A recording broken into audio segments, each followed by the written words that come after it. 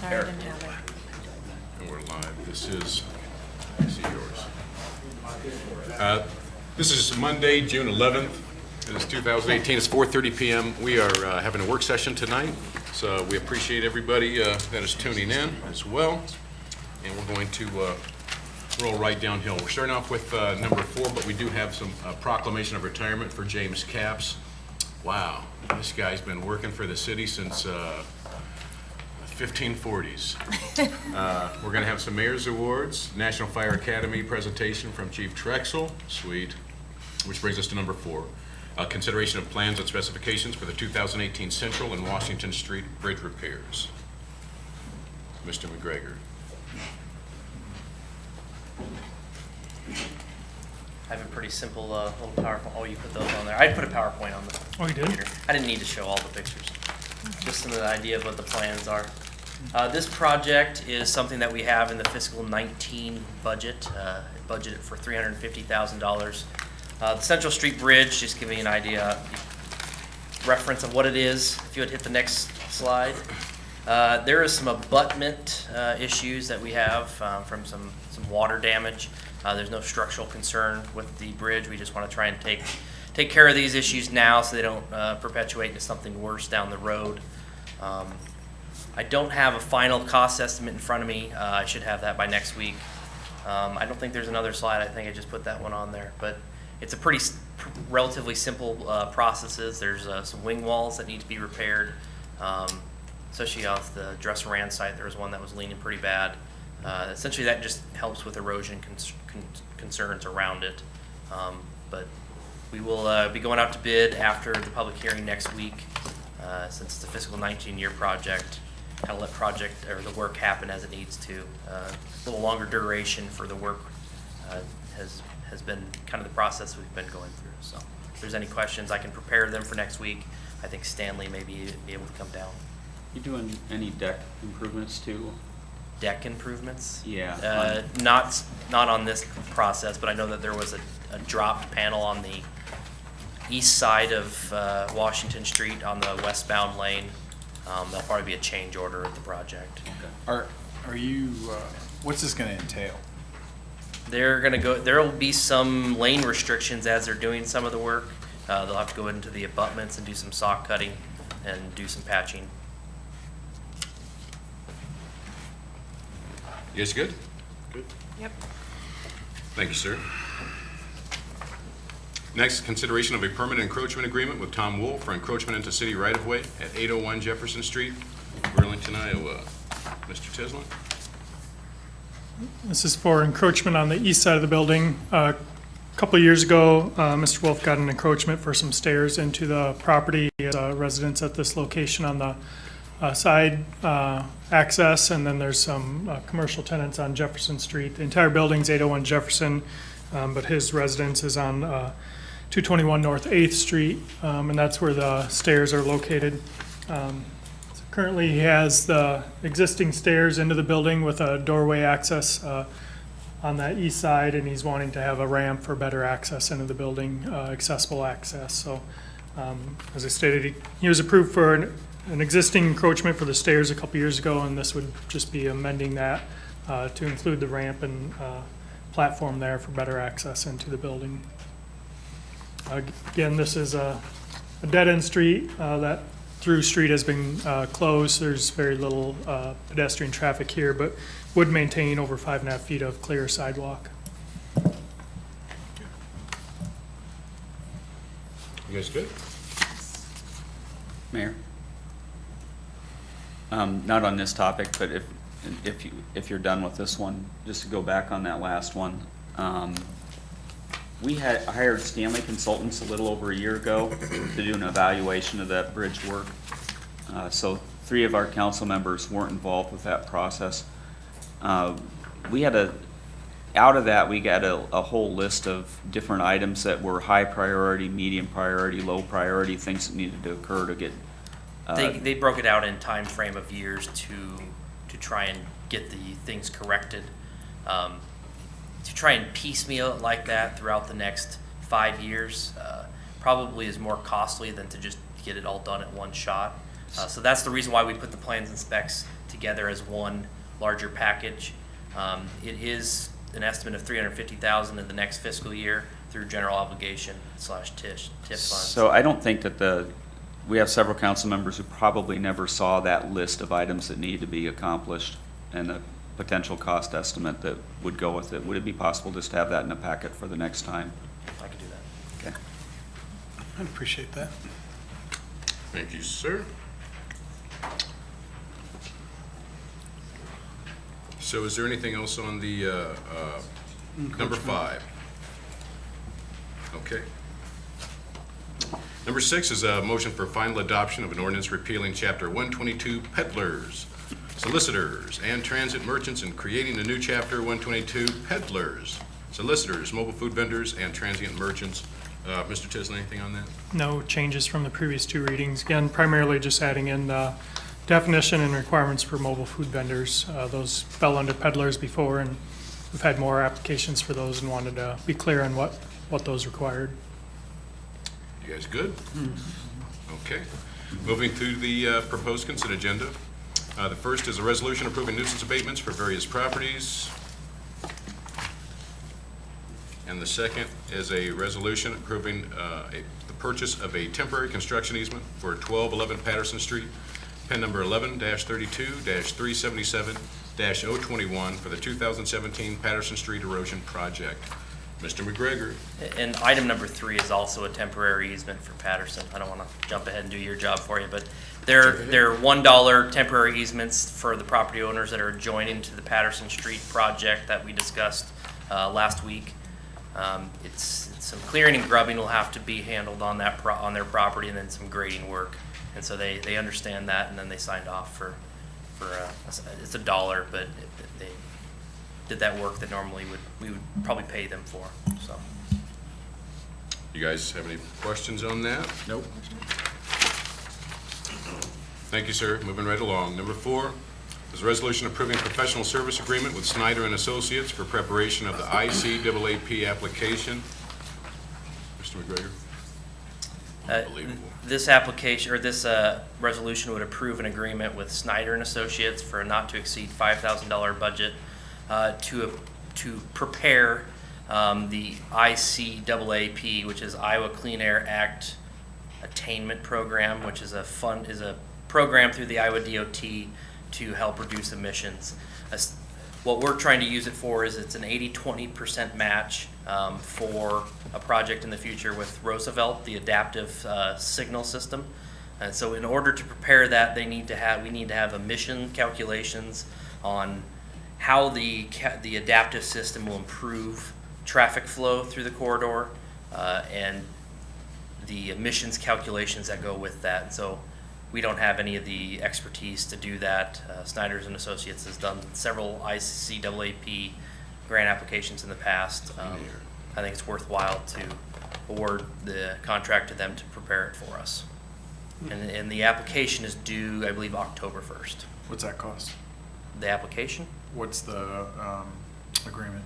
Or what are What's those? Snyder Not to exceed Associates. 5,000, 5,000. so roughly that. And the grant application would be for 80% match of an estimated cost of about $1.3 million for Roosevelt. You guys good? Thank you. Number 5 is a resolution approving economic development assistance contract amendment and targeted jobs withholding tax credit program contract amendment for Silgan Containers Manufacturing Corporation from the Iowa Economic Development Authority. Jim?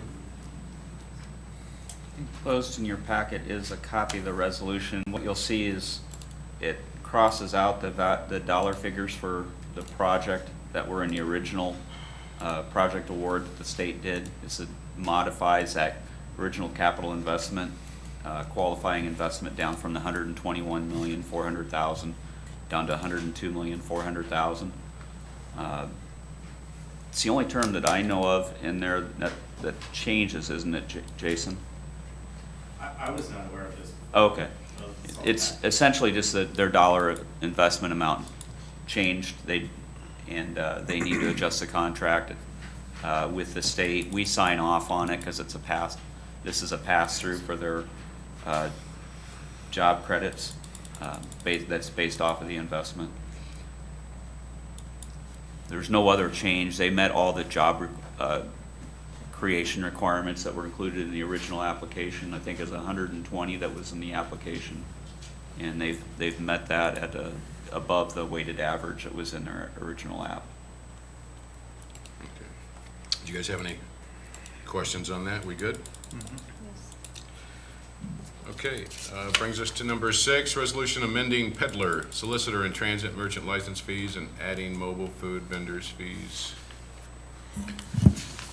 With the update of the code to add mobile food vendors, we wanted to make sure the fees reflected that as well, and then did a review of our fee. These were last updated in January of 2013. So we did look at other communities, particularly West Burlington. They currently charge $250 for an annual permit for mobile food vendors, so we're bringing ours in line with that and making those changes for all those uses. Previously, they were $15, $40, $80, and $200. So this goes to $20, $50, $100, and $250. The fees are have some variation. Again, mobile food vendors are for a time period, not locations. They can submit multiple locations for each application.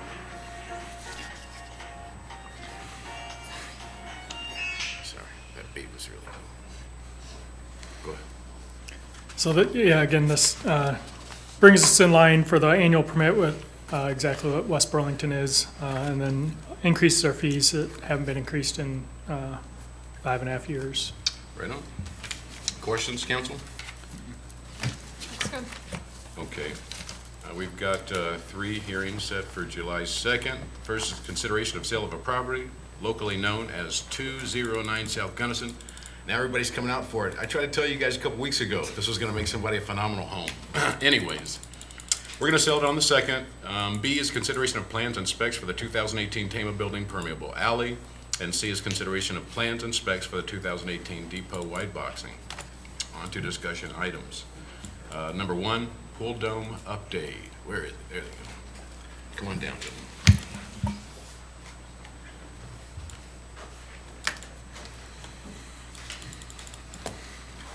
Gentlemen, So we were asked to give an update of where we stand. who's addressing us tonight? Ryan Ritter, 117 Glendale Drive. John Freeling, 6093 Madison. So where we stand with the pool bubble right now is we have currently raised roughly 425,000 of the 600,000 that we're looking to raise. We did not get the CAT grant application. We put in for that, and at the last meeting, they decided that it was not a permanent structure, so it does not fit the criteria for it. So long-term might be actually easier for us than with it. So we don't have all the stipulations with the CAT grant, so might actually work out better for us. So, we are continuing to fundraise, and right now we're just looking to kind of finalize everything, and our plan is still to start work on it this fall. Swim lessons are up and going and seem to be working fine, so. Questions? Comments? Council? Quest? How much was the CAT grant? What was it? How much was it? 100? 100,000. And the stipulation was it had to be a permanent structure, and that's Yeah, why. and at the first meeting, that was one of the first questions, and it was determined at that time that with the footings going in, that it is considered a permanent structure, and then they changed their mind when funding got low, so. I hate that. They're acting like a Libra, huh? Change their mind. That's too bad. Any other questions, you guys? I can't, what, you guys raised 425,000 of the how much? 600. You're about there. You in for a little more? Yeah, you got sorry. 175? My hearing aid Dig it. accident on Monday, so I can't hear about money figures. Dig your wallet out again. That's That's right. what they're You guys are saying. doing a good job, man. All right. Thank We'll you. see what happens. Thanks, you guys. Thanks. Thanks, gentlemen. Okay. Number 2, tobacco nicotine-free parks. Debbie Deb? Patterson with ads here. Are you gonna do the Nope, clip I'll or give you, not? yep. Coach is here tonight giving the presentation. All right. Long time ago, Shane. All right.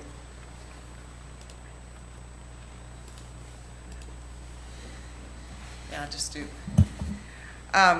Well, I'm here to talk to you about smoking, which is something that do I need to identify myself first? Please. Yes, please. Debbie Patterson, I'm from ADS, Alcohol, Drug, and Dependency Services of Iowa, and you need my address or not? Sure. 715 Park Place, West Burlington.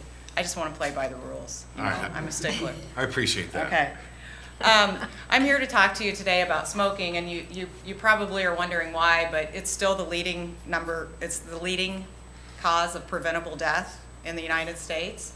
And we now have a problem with our youth, especially because the tobacco industry is really trying to re-normalize smoking.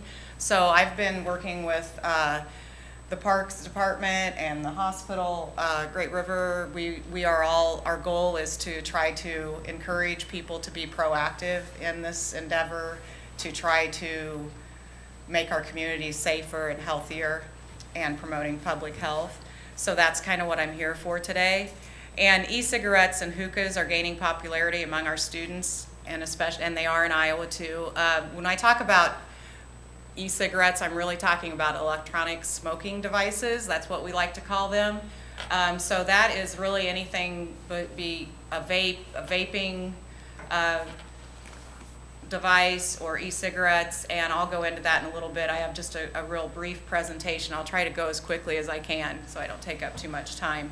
But they're a battery-powered device that delivers nicotine in an aerosol form, and they're designed to mimic the experience of smoking cigarettes. That's a constantly evolving market that Big Tobacco has purchased most of the vaping companies, and we have many products that are single-use and disposable, mid products, and you can see the Hello Kitty down on the bottom left that it's obviously appealing to youth. We also have the modified products, which are a little bit larger, a little bit more expensive, that are just, kind of like the classier way to smoke with electronic devices. But by any name, all vapes are the same, and many young people are using them, and there's lots of different names for them. These are some of the surprising vape products. The reason I'm doing slides is mainly just to show you the pictures, because it's quite alarming to see all the different things. If you see That's on a vape thing on the that up- top left looks just like my kid's asthma medicine, yeah, and that they can vape nicotine they- in that, and marijuana and meth and any other drug of choice. Hold on.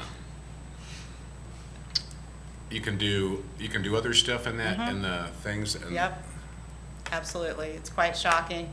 Vaping has become popular and it really appeals to the younger audience, and the main reason is curiosity. They're flavored, and they have been marketed as safer products and even as smoking cessation products to help people stop smoking.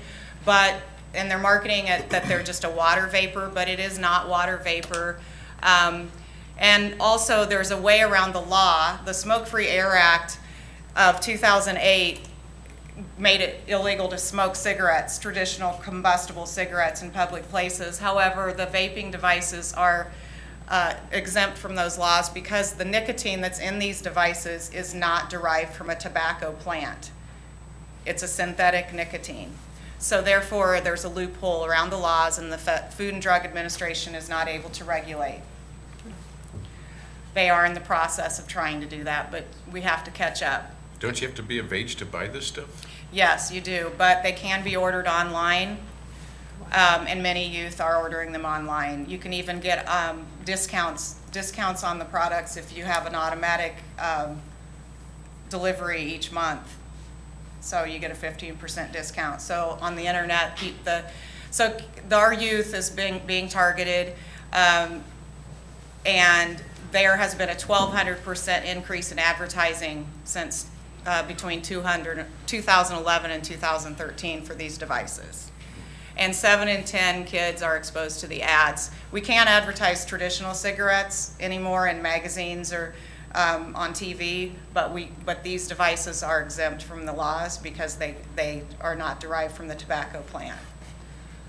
Are there any plans to change that? Yeah, that's why I'm here, Okay. is to try to help educate, increase awareness, and we've been working with the park department to try to get our parks in Burlington to be tobacco nicotine free. I've also been talking with Keokuk and Lee County, and there have been some cities in Iowa who have went completely, Story County actually has been very progressive. They started out with a club that was trying to eliminate these products on campus, and it brainstormed into the whole county of Story County in Iowa is completely tobacco nicotine free. You cannot use these devices anywhere. University of Iowa, you can't use them on their campus either. There's some other cities. It's a wave. I'm trying to see that if Burlington can maybe lead in something besides gonorrhea. That was real nice, Deb. Real nice, Deb. So hey, I'm just being frank about it. Wow. You know I am that way. Look at the boys riding away. But the North America vaping market is expected to increase 6 times by 2024. And so the big concern here is the policy gap. What we have is we have Big Tobacco that's spending $1 million per hour on marketing their products to our youth and trying to attract new customers, because they knew that years ago when the Surgeon General from then on, 1964 on, their sales has decreased some. And so what we have is they've come up with a new product to get new customers and to attract lifetime customers, because as we know, e-cigarettes and vaping devices deliver nicotine, which is highly addictive. It's as addictive as heroin and cocaine. E-cigarettes deliver nicotine, and then they also can deliver other drugs, and they are. And I want to get to there's some particularly of interest for our youth, but because teens are more susceptible to nicotine addiction, they also have a developing brain until they're 25 years of age. And what we found with nicotine and some other substances, but especially nicotine, that it can disrupt the formation of brain circuits, and that controls our attention, our learning, and our susceptibility to addiction. So not only are these kids going to be addicted to nicotine, they're much more apt to become addicted to other recreational drugs if they try them. We have a big problem with attention and learning, with those types of things in our schools. So I would venture to say that could be somewhat, from some of these substances. The e-cigarettes are filled with e-juice, and that is started to be regulated in 2016. So we have made a little progress. Because when this first came out, the bottles were not childproof, and they're still not. The labeling laws don't apply to them, but they're starting to regulate the labeling on them. And a lot of the products said nicotine free, but when they tested them in labs, they did have nicotine in them. One of the things about the juice is that it can be harmful if swallowed or absorbed through the skin, and we've seen a big increase in children and pets and even some adults becoming seriously ill. It would take, since we don't know how much nicotine is in the juice, we don't know if 1 drop is too much for kids. We don't know if a teaspoon's too much.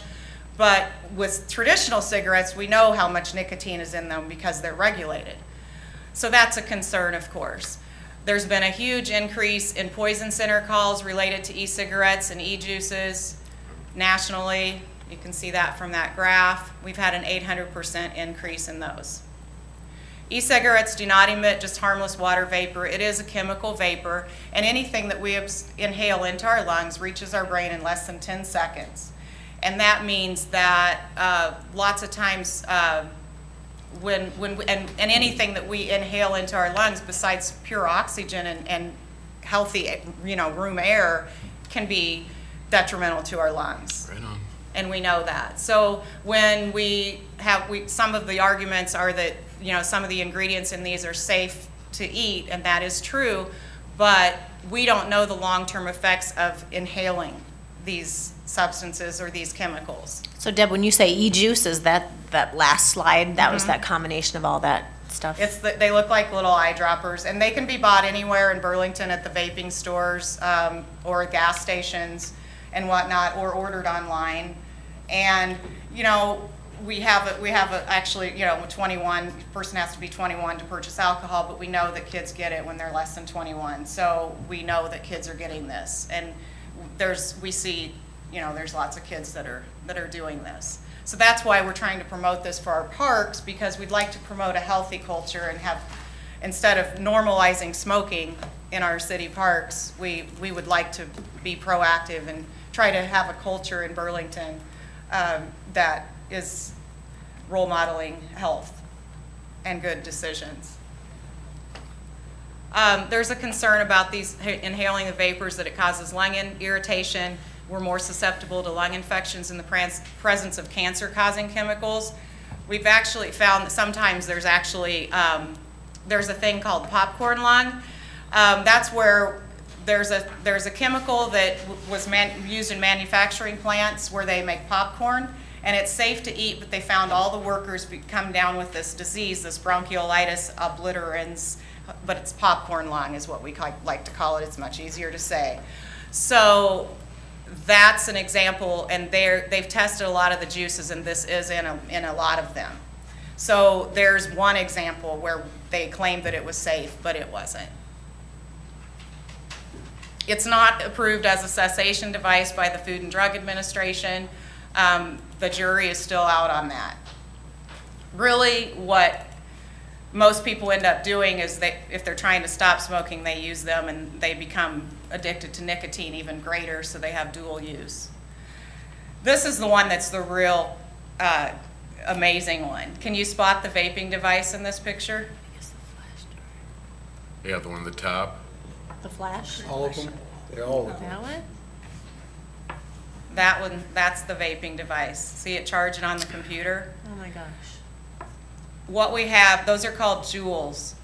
And we have kids in middle school and high schools across the United States, and we are, you know, doing that too in Iowa. They're available everywhere. I was at Taco Bell. I don't go there very often, but I was walking in and I saw a box. It's the first time I actually saw a box of one of these things, and I'm like, oh my gosh, there's some litter right there, and it's a Juul, the pod, the pack. But you can see that that's the one that's really still in the market. And the nicotine in one Juul pod is the same as 20 cigarettes. What? Yep. So one charge So per one- pod is so one Juul pod, the little refillers for the thing, it's the equivalent to a pack of cigarettes. Not one hit, just one pod. And so there's the Juul. You see how she can disguise it? And the little pods that you put inside the Juul with the nicotine delivery is even smaller.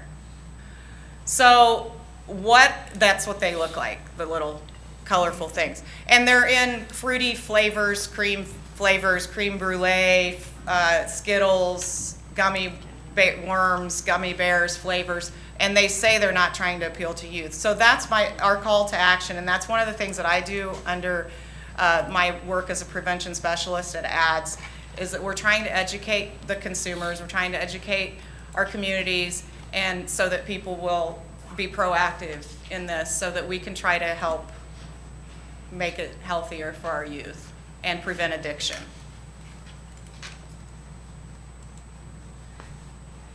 The policy that we are, like I said, the e-cigarettes are exempt from the Smoke-Free Air Act. So what we're proposing, and I did bring some, I don't know if I can give handouts to them, but I do have some handouts Yeah.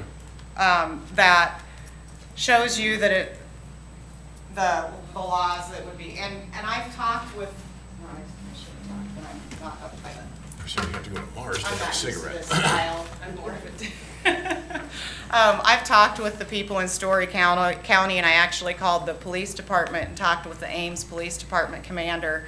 And they haven't had any problems with, or any pushback from their community. They have a community, I guess, that was very supportive of doing this in the first place.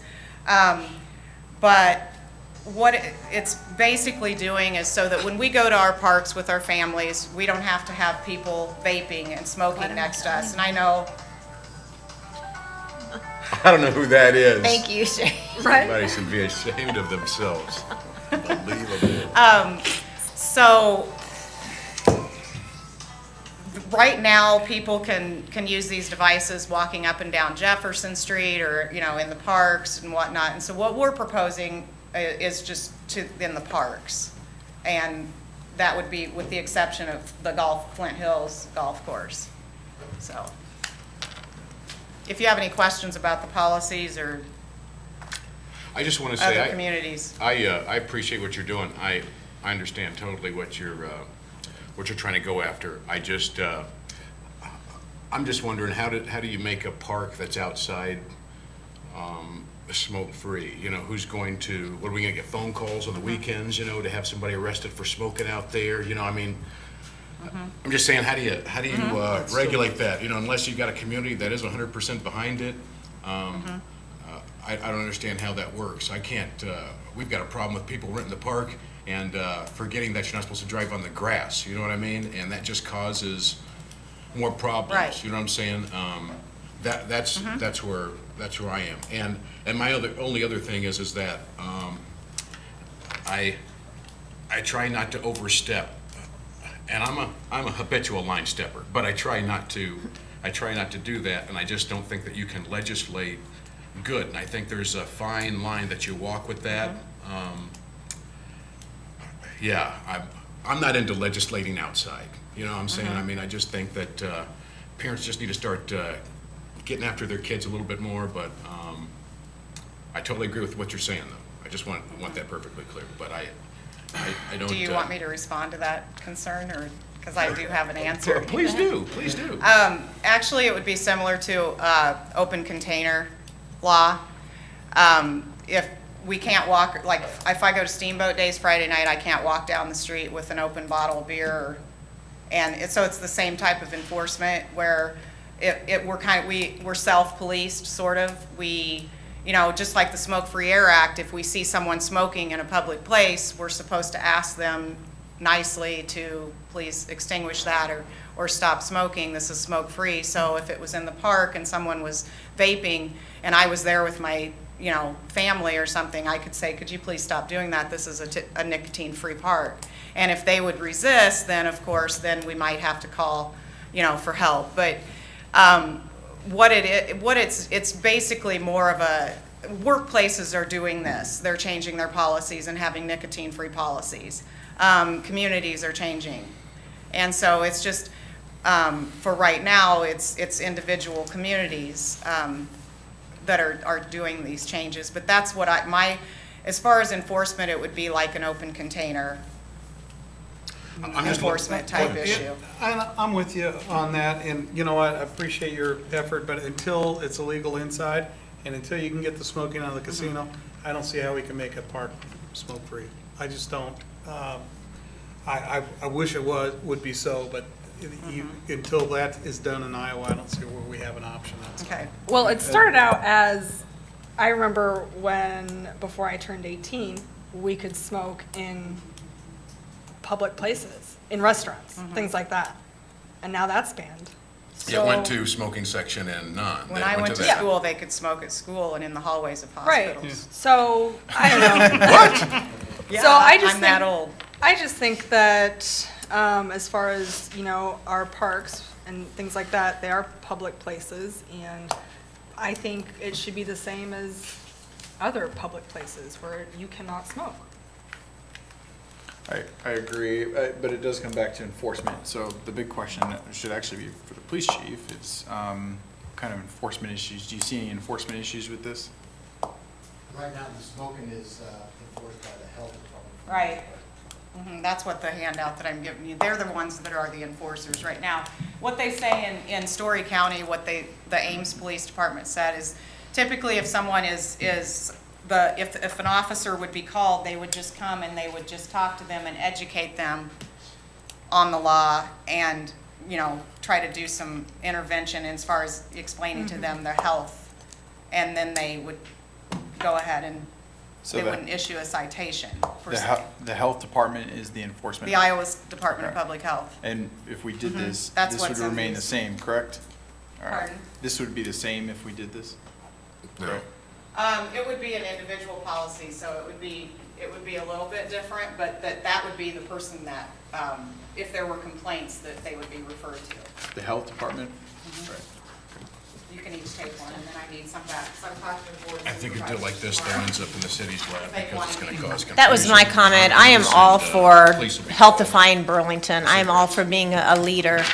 My concern is, I don't want to overburden the police department with everyone calling in, but you said there wasn't a lot of pushback in Story City when they did it, or Story County? And Iowa City, at the campus, they have this rule too. And Dennis, there's other cities in Iowa. Dennis, do you get many calls right now? Issues with smoking in the parks or? Not smoking in the parks, no, just on basically city property or, a public place where smoke. We get an occasional call, not a lot. My grandson plays baseball, so I've been going out to catch as many baseball games as I possibly can, so I drive past the park. And people are playing disc golf and all kinds of stuff with cigarettes hanging out. They're letting it all hang out. Not everybody's doing it, but they are. And my only thought is, again, you say, well, it's self-regulation, but this is something that people aren't used to, and it's one thing to say, well, hey, you shouldn't be drinking out in public. It's another thing to walk up to somebody and say, hey, put that cigarette out, and then we've got fighting and we've got drama out to the park, an extra added police officer duty time because of cigarettes on Yeah. top of everything Right. else that we've got, and we've got a staff that isn't up to par, so. Yeah. One thing that I didn't address in my presentation that I should have probably is the secondhand smoke and secondhand vape and the cancer-causing chemicals. And just because they're outside doesn't mean that they're not Right on. exposing person that's not smoking, and that is where it's totally different than alcohol. So, the open container thing, I should say, is that's similar to that. However, an open container isn't exposing me to substances. Part of it is also what kind of message do we want to send to the community? So I'm fine with having this eliminated from city parks, as long as it's not putting any more of a burden on the Burlington Police Department. And if it's being enforced by the health department, then it doesn't sound like it is. So, I think it's overstepping, so I can't be part of that. Anybody else got anything on that one? I don't know what the next step would be. Would we have some, to put it to a vote kind of thing? Is that what you want? At least two. I mean, I think that's what's been asked of us. There's at least two people. Is there three that want to make the park non-smoking? I- You two are in on that? Yes. Here's the deal, and for me, until it's illegal inside and until it's illegal in the casino, and I think it becomes, okay, person goes, well, I can do it here, but I can't do it there, that's a problem for me. Well, I think It's that's gonna cause us tough. problems. first of all, the smoking in itself, cigarette smoking, that is illegal in everywhere except a casino. That's what I'm saying is, why can't we have this as the next step? Is to making our public places where people are expecting to want to enjoy themselves outside. Why should we? I mean, do you view them the same? I do. I view vaping and smoking I the do same. too. I understand, and then if that's your answer, then I would say that there shouldn't be any differentiation there.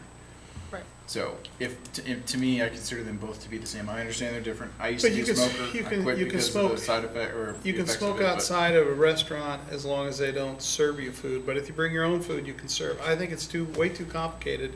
I applaud the efforts, but I think they really need to go back to the state level. And I think eventually the state's probably going to pick it up and it's going to be a moot point. But at the end of the day, we can still send a message that it's not something we'd like to see in our park. I understand about to send the message, but at the same time, at what cost do we send the message? We're going to be, think about this, we're going to be using our police officers who were really not up to staff, as according to the chief, we're going to be using our police officers, because it will happen, make no mistake about it, out to the park for cigarette complaints, for people arguing and possibly fighting over cigarette complaints. We can already have that problem. What's that? We already could potentially have that problem. No, because you can smoke. Shane, that was my initial concern too, but when we heard Deb speak and when we heard the chief speak, it sounded like that's not forecasted to be a big issue. I'm out. Eric? Maybe Debbie could explain that more. The current law as far as smoking at like fields or where there's seating versus just the open area. I don't believe you could. It has to be in an open area. It can't be in a, from my understanding, it can't be in a shelter house that has walls. So I think our shelters in like Crapo Park, I think they're all open air, so, but it isn't legal to smoke marijuana in our parks or vape marijuana. And that's the thing that's difficult about these vaping devices, is that it's very difficult to tell if you see one of those, how do you know if it's nicotine in it and other chemicals or if it's marijuana?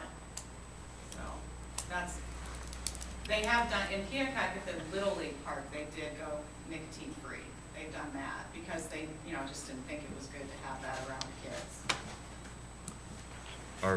Let's go ahead and put this to bed. Agree with? are you- Traditional smoking, are you allowed to do that in the Oh, stands? yes, in the parks. It's too bad. Were you wanting to have that eliminated too? Yes, I was one of those moms that was sitting in those stands in Keokuk, and it got really bad. You had to leave watching the game. It was so thick. Yeah, I think it's a progressive thing for our city to consider. To move it forward, I think that someone would have to see what a model ordinance would look like that did that, and it would you'd have to go through, we'd want Patrick to take a look at that. And we'd also want to see how that's set up would be set up for enforcement of that, and then have some discussion about are the entities that would be doing that enforcement, where are they at on being able to do anything with that? For me, that's key, because I don't want to put any more pressure on the department as it is right now, so. We're good? Yep. Okay. You'll work with. Yeah, we'll work with Debbie and we'll work with our attorney and other departments, and then once we have something, bring it forward for consideration. Sounds good. I disagree with your suggestion, but you're a winner, my friend. I appreciate you coming down with that. Thank you. What's your name? The gentleman that's with you? James Automator. That's right, that's right. Good to see you, my friend. Okay, number 3 is a CISA use agreement at Recplex. Hi there, my name is Doug Ziegler, 2554 Cliff Road. I'm president of CISA, or the Southeast Soccer Academy. Got a couple of handouts here for you guys.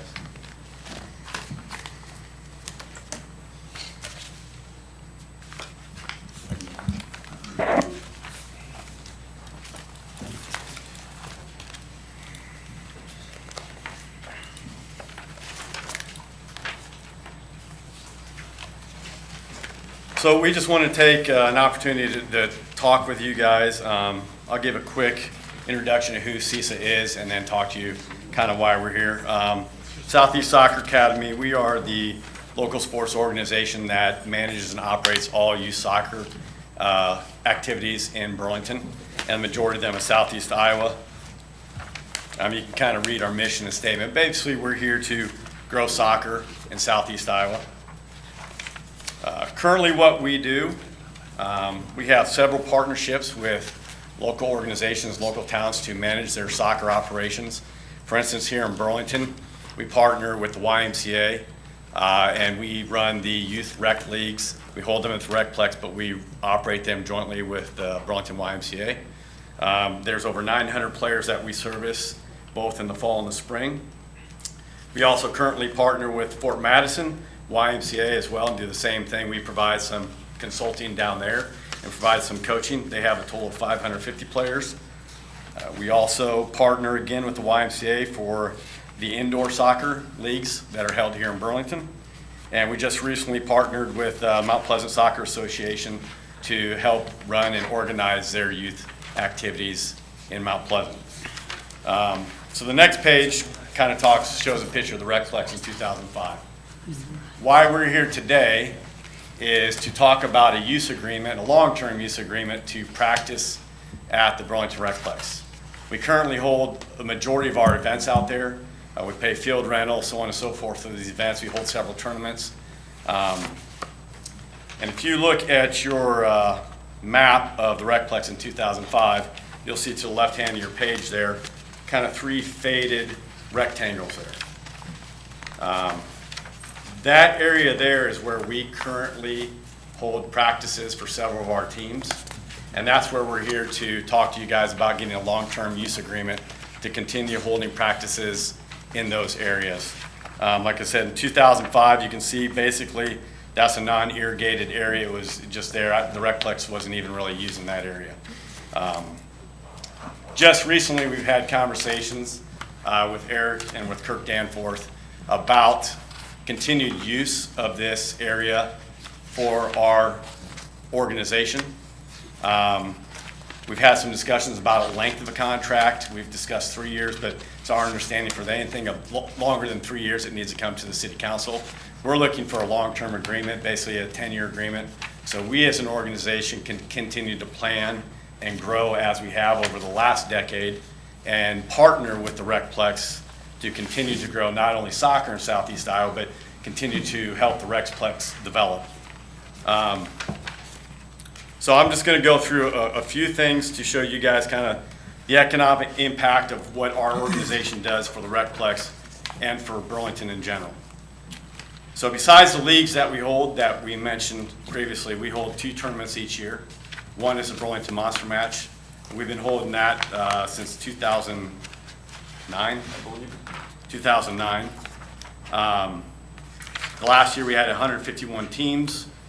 We brought in 7,500 people to the city of Burlington that weekend that play or visitors or spectators for that tournament. The economic impact was $2.2 million for the city of Burlington for that one weekend for the event that we hold.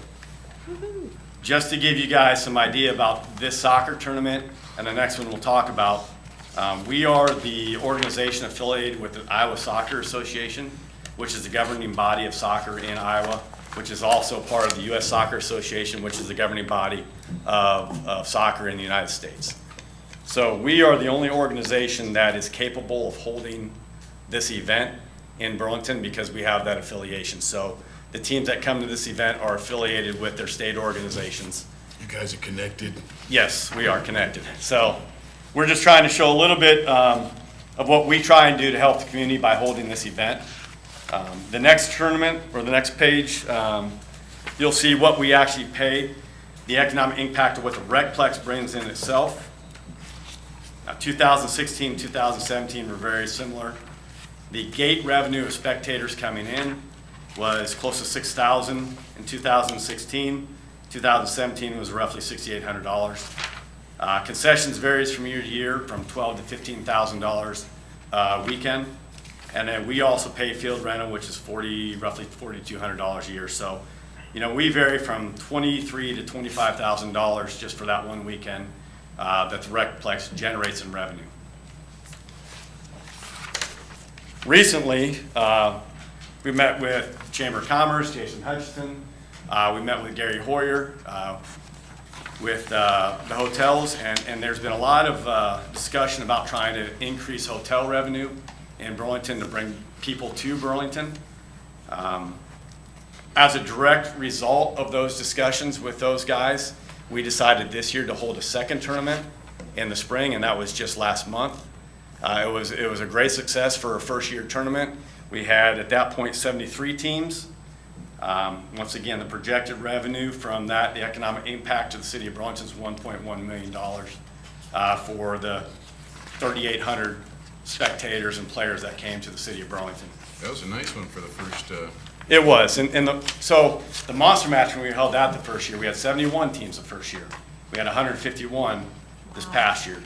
We definitely expect to see that same kind of growth, and we anticipate in the next several years to be up to 151 teams, hopefully. When did soccer start exploding again? To be frank, in the city of Burlington, I'd say in 2008. So before 2008, there was called the Burlington Area Soccer Club. And that organization held a rec league out the Recplex. The YMCA also held their own rec league. That was, in my opinion at the time, very detrimental to soccer to have two organizations competing with each other. So we as an organization, then the Burlington Area Soccer Club, went with the YMCA and presented to them a partnership agreement to share the program, so we shared resources, to get everybody under one organization, and also to provide the proper coaching that was required to grow the sport and create a passion for soccer.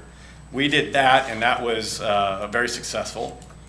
Around that same time, we started expanding what we call our select program, or as many people say, traveling soccer, like traveling baseball, traveling softball. That was very successful. Currently, we have over 200 players that do that, 16 teams. And that, we had those teams going, and we were traveling all over the state. I mean, we're always going to Muscatine, Cedar Rapids, all this stuff. And we said, you know what? We have to bring people to Burlington. We are tired of traveling. We have this beautiful complex out here that we need to use. So we, through a bunch of volunteers, held this first tournament.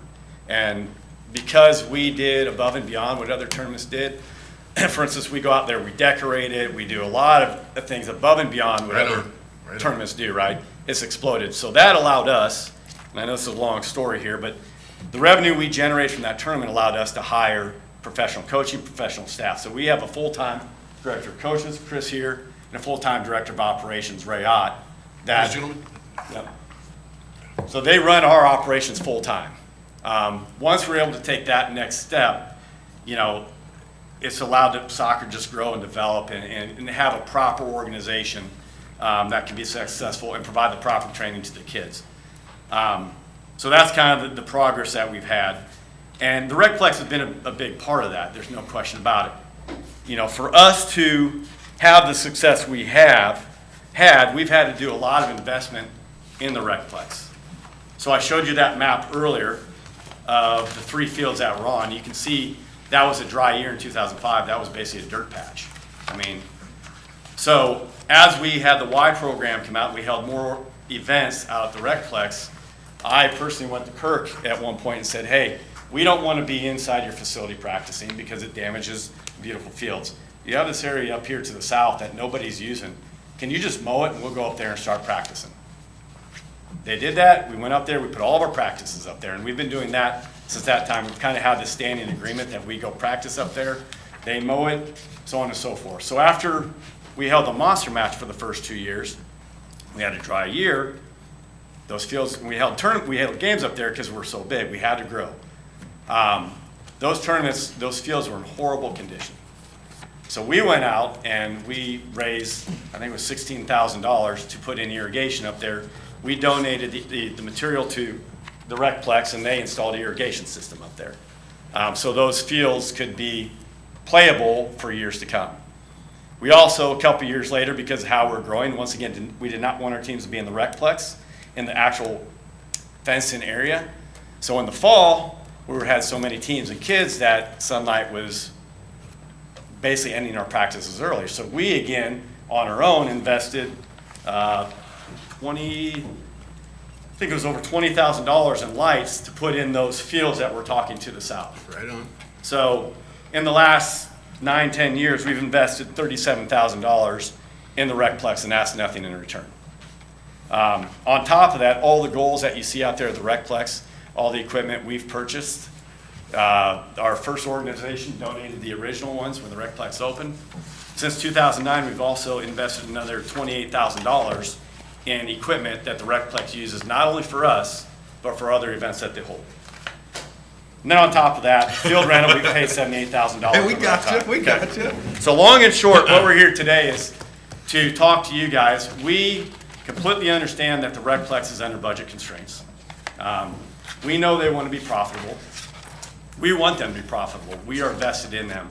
But we are looking for a long-term use agreement, basically to almost stay status quo from where we are now for 10 more years, knowing that we've invested this time and money into the Recplex, knowing that we'll continue to do that, but still have that use of those back fields for our teams of practice on basically Monday through Thursday, 3 months in the spring, 3 months in the fall. And we understand that if we have any agreement over 3 years, it needs to come to the city council. So we want to at least start a dialogue with you guys about a long-term agreement. Let me ask you this, why 10 years? That's a long time. A lot can change in 10 years. Exactly. You may not be here. He may not be here. Oh, I won't He be. may not be here. Exactly. So what we're concerned about is we want to be here. We are a nonprofit organization, and if you look at our fees that we charge to do our programs, we are half of what, and less than half of what people in Iowa City, Cedar Rapids are doing, and we are providing the same services they are.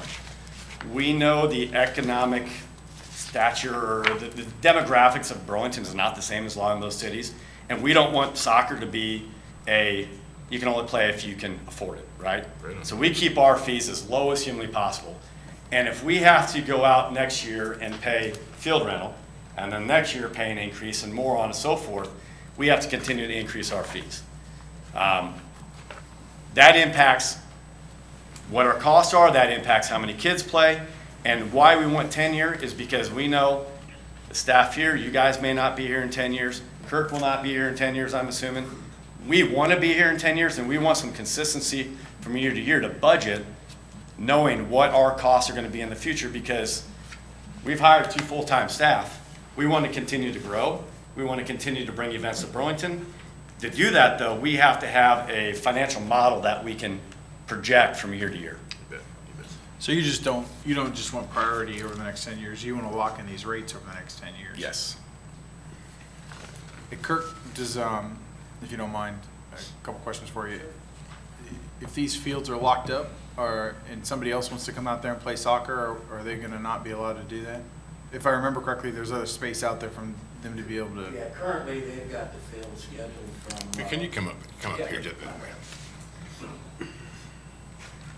Currently, they have the field scheduled 11 weeks in the spring and 11 weeks in the fall on Monday through Thursday from approximately 5 o'clock until 8:30.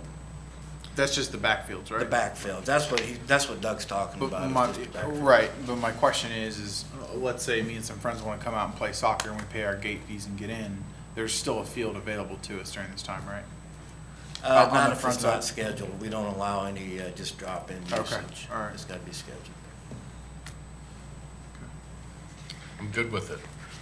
I appreciate everything that you guys have done. I think that's fantastic, the commitment that you guys are making.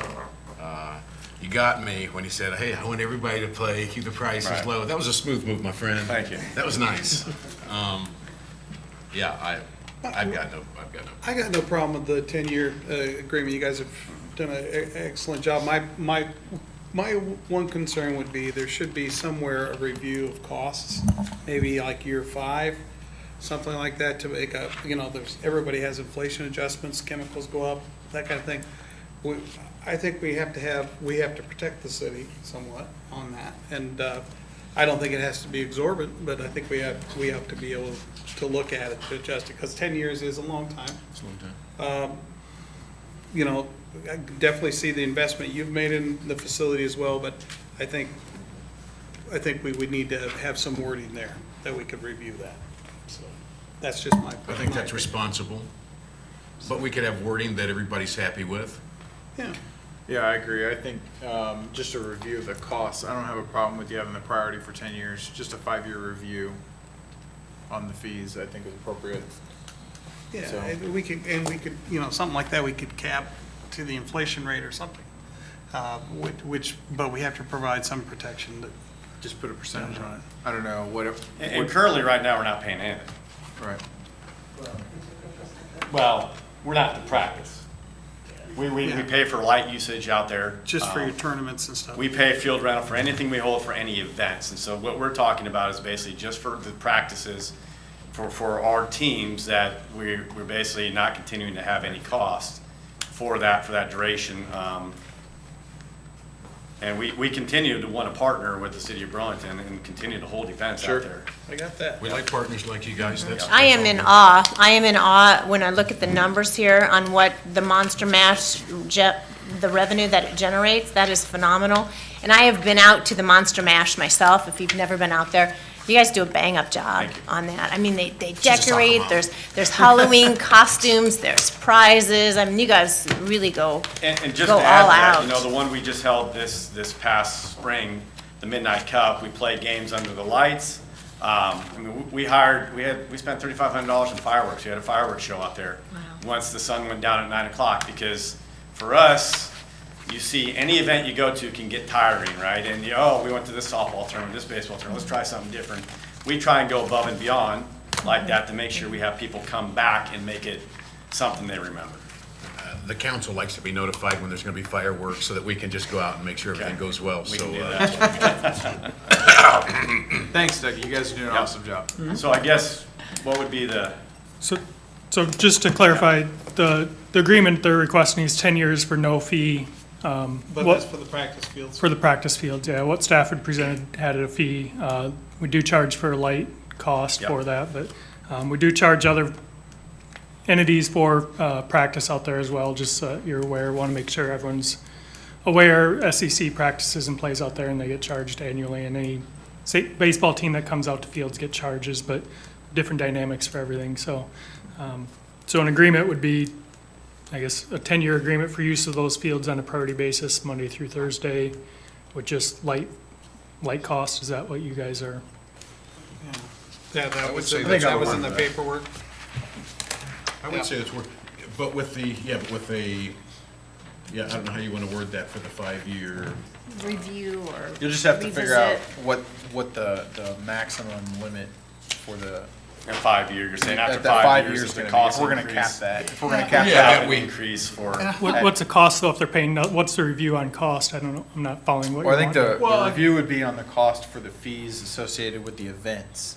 That's a totally separate fee than their. I wasn't talking that, I was Yeah, talking. Laid out there. We're just talking practice here. The Yeah. event fees are a fee that gets charged any tournament that comes in. Oh, okay, all right, Yeah. well, then it's a moot point.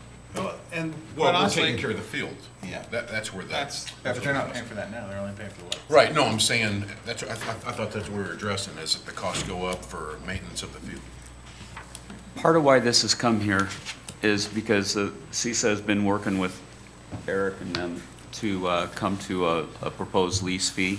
Eric, what did you propose for a lease cost? Well, originally we had talking about a $10 per hour per field, field rental, and then came back based on that, having just a set annual fee of $3,500 a year and increasing $500 annually. What did you base that off of? Looking at cost, that would include irrigation, water costs, and lighting costs, so it wouldn't be a separate lighting fee. Our fertilizer and seeding and extra staff time back there, trying to factor that all in. They use the fields 95% of the time. They're the majority of the use of the field. So how much does it cost for you to maintain those fields? I think just supplies and labor, extra labor, I mean, if we're mowing them anyway, extra labor costs just associated with that. And then light cost, it was, So supplies is about 2,000, yeah. labor is 600, And light cost about $850 a year. so 850 for lights, and the water varies 630. depending on how much is used. So you've got fixed cost in there of $2,800, $3,400, $3,500 to maintain fields that they're the ones that use and for the majority of the year. That includes water? That does not include water. Water is on top of that. That's gonna be the big. And that's what number. we're trying to, when staff was putting in a figure of 3,500 as a start and then stair-stepping that up over 10 years, part of what they're looking at is what are our base costs to maintain these fields when these are, we do recognize the amount of capital that's been put into it from the association, but these are the costs that we have for ongoing maintenance of the facility. And then how does this compare with what you charge for practice with SEC or some of the other Kirk could teams? explain that a little bit more. They're $6,500, but they have some internal use inside the gated area. That $6,000 to $6,500 in that range, and that will be both inside the complex and outside on those fields. More inside than out because they've got the fields scheduled out back on the south fields. And then that also includes, they'll be playing some games out there as well. So you're making stating as a council that you're willing to let them have the rental for nothing on a facility that's cost, right now, this year we're putting $70,000 out of hotel motel to subsidize operations, and that next year we have it going to $110,000, and we may be too high on that, but based off of how things have gone, that very well could be the number that really needs to be the ongoing number that we're using to subsidize for the general operations. And that's notwithstanding the money that Monster Match puts in, because that is a good revenue during the course of the year, but it just doesn't offset our fixed costs for operating the facility, unfortunately. Well, Even the revenue is from the there- hotel motel? We're cutting the grass already, right? We've got to cut that field, and whether somebody's playing on it or not, we're not just going to let it grow wild. Sure. So I'm just trying to get a handle on what could be a fix. And I know get you it. put a lot into it, 16,000 to irrigate and then 20,000 for the lights, a total of 37,000. Are you proposing continuing improvements or? Yeah, he did $20,000. Yeah, we don't have a problem. We you know, some of the initial discussion we had is we commit to putting $20,000 more into capital improvements in Recplex over the next 10 years. Well, so can we not come up with what we think the rental fee is and then give you a credit for that capital work? Is there a reason why we can't do that? I mean, it's a little bit of a cost accounting, but I mean, if they're investing in our facility, but by the same token, that would give us a way to kind of keep track of that, because there should be some type of rental fee. I didn't get that from this I was gonna say- material that was I presented. didn't see it. Or can we come up with a fee that is suitable for both parties, paying a fee so that we're still covering the city, but we're not putting a burden and we're recognizing the sacrifice that you guys made, and maybe putting that fee on setting up that fee on I'm not. Well, so can I add to this then? So Add let's to look it. at this. So some of this is, once again, when you want to have a partnership, you don't want to cut off your nose and spite your face, right? We didn't make hardly any money on the last tournament we ran this spring. We did that because Chamber of Commerce wanted a new event, and the hotels, hotel revenue, right? Right on. Tax, they want another event, the people to fill their hotel rooms. When we hold tournaments, there's not a single hotel room within 40 to 50 miles of Burlington that is not booked. When they call us up, we're sending them to Muscatine, Mount Pleasant's book, Monmouth's book, Fort Madison's book, okay, so that's the economic impact. So we're talking about $3,500 to mow that field, right? We just brought the Recplex almost 10 grand in one weekend in one event. So here I am saying, we're trying to create a partnership with the Recplex, and here we are having a discussion about $3,500 of field rental to mow fields that are already there, that are holding other events on those back fields because we've put in the irrigation system in there. You know, there's other tournaments that play back there that we are not involved in that would not be able to hold games back there if we did not do that initial investment.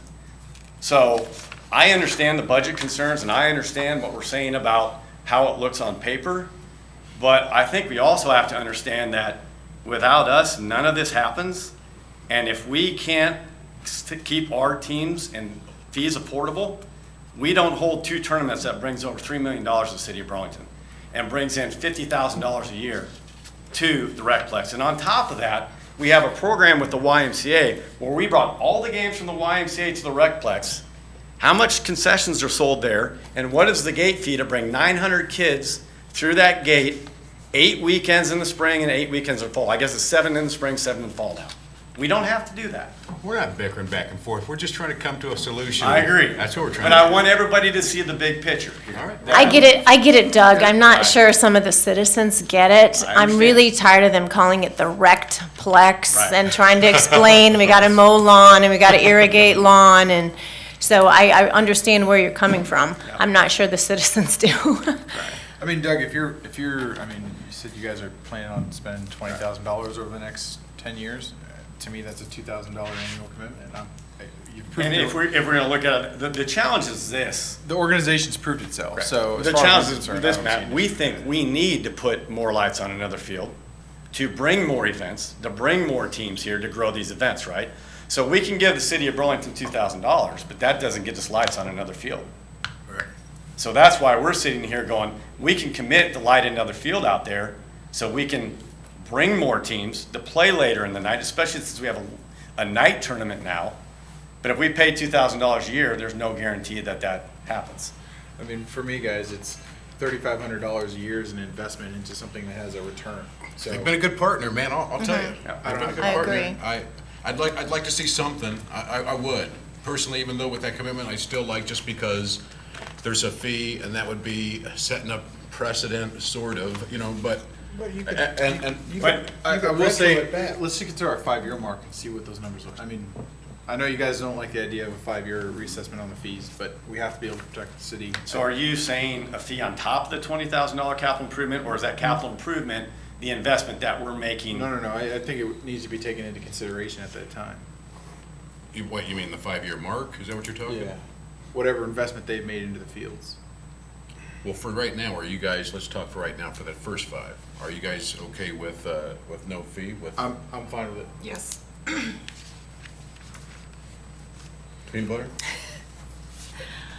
Something in writing that says, per our mutual agreement, we agree to put X amount into lighting or irrigation or Yeah, whatever. we're committed to do that. Yeah, Well, yeah. then I think We're then we're committed, covered we're there. committed to do 20,000 Then over we 10 have years. something to stand on to tell the citizens when they say, how And to come be they honest get with to you, walk that's in? probably gonna happen faster than in 10 years. It's just, that's the term of the agreement.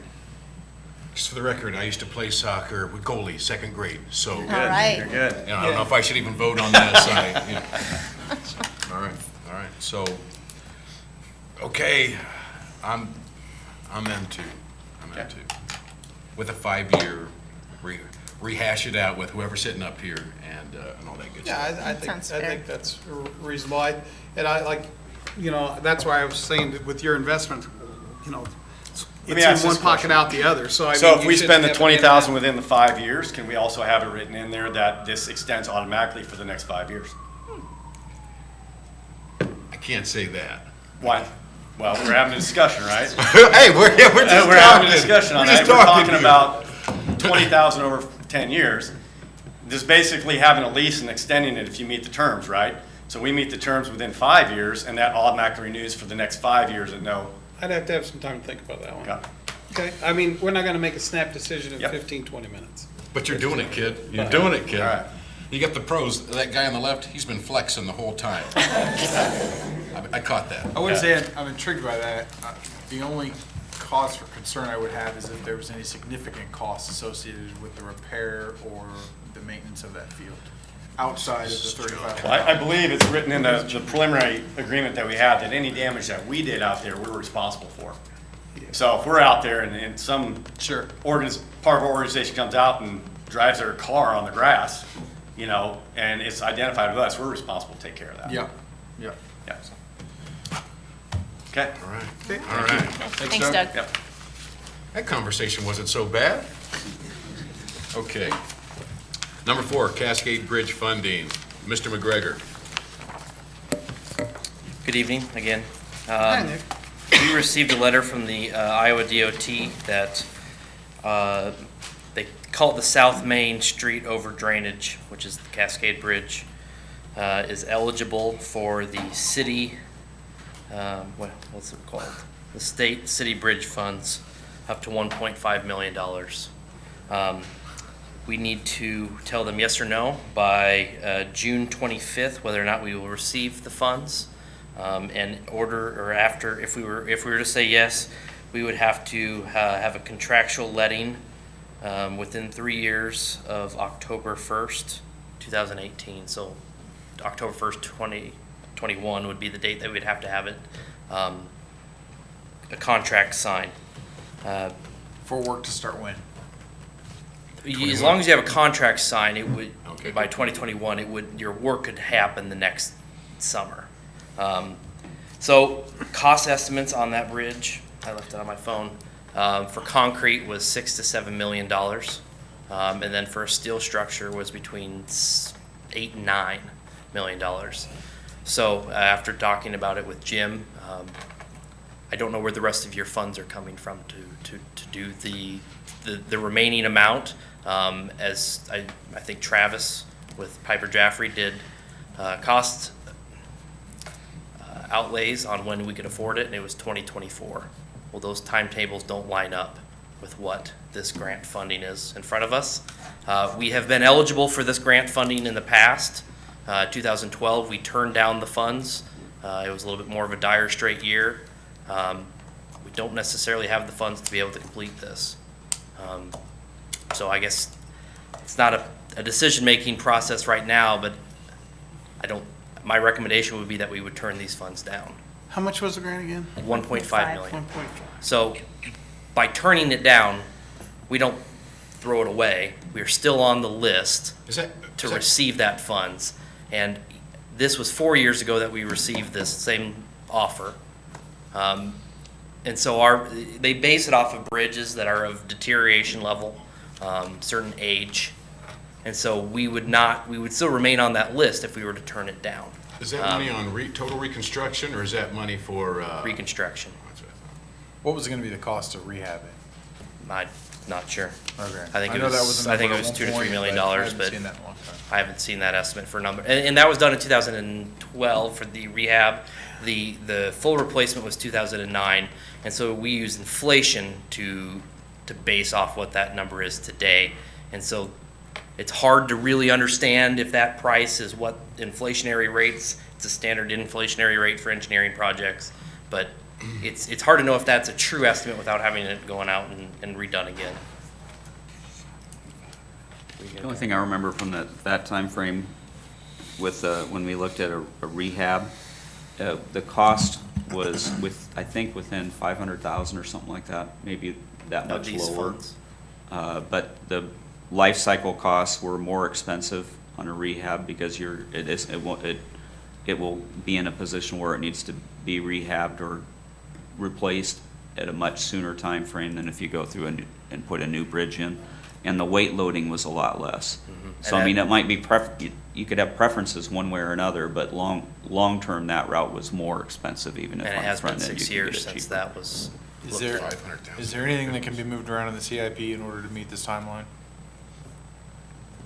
It's a whole lot of moving around. It is, but I gotta ask the question. Right on. You wouldn't do any street projects for the next 4 years. If you tried to do the CIP the way it currently is, and do this as well, you would hit debt usage of 73% in FY '20, 71% in FY '21. We have a cap of 70%. You would make no principal payments on the bridge for the first 2 years. You can do it, though.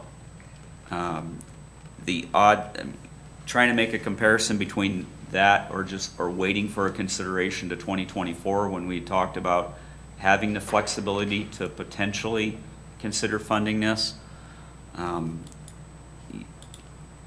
without putting into not knowing what happens with interest rates and everything else, but all else being equal, you're gonna have an additional $220,000 of interest carrying cost to do the project on the front end and make only interest-only payments for the first couple of years. So the comment from Travis is, yes, you can do it, it's gonna cost more. And he kind of ended it with, this would put us back into the area when we were more fiscally constrained. It would not put us in the same spot that we were in 2012, but it puts us back into that kind of financing mode. So then what kind of increased cost do we expect if we wait till 2024 on the cost of the bridge? You'd have to escalate it out on what the inflation would do. I think generally they say between 6 and 9% annually. So that would eat up our 220,000 fairly easily.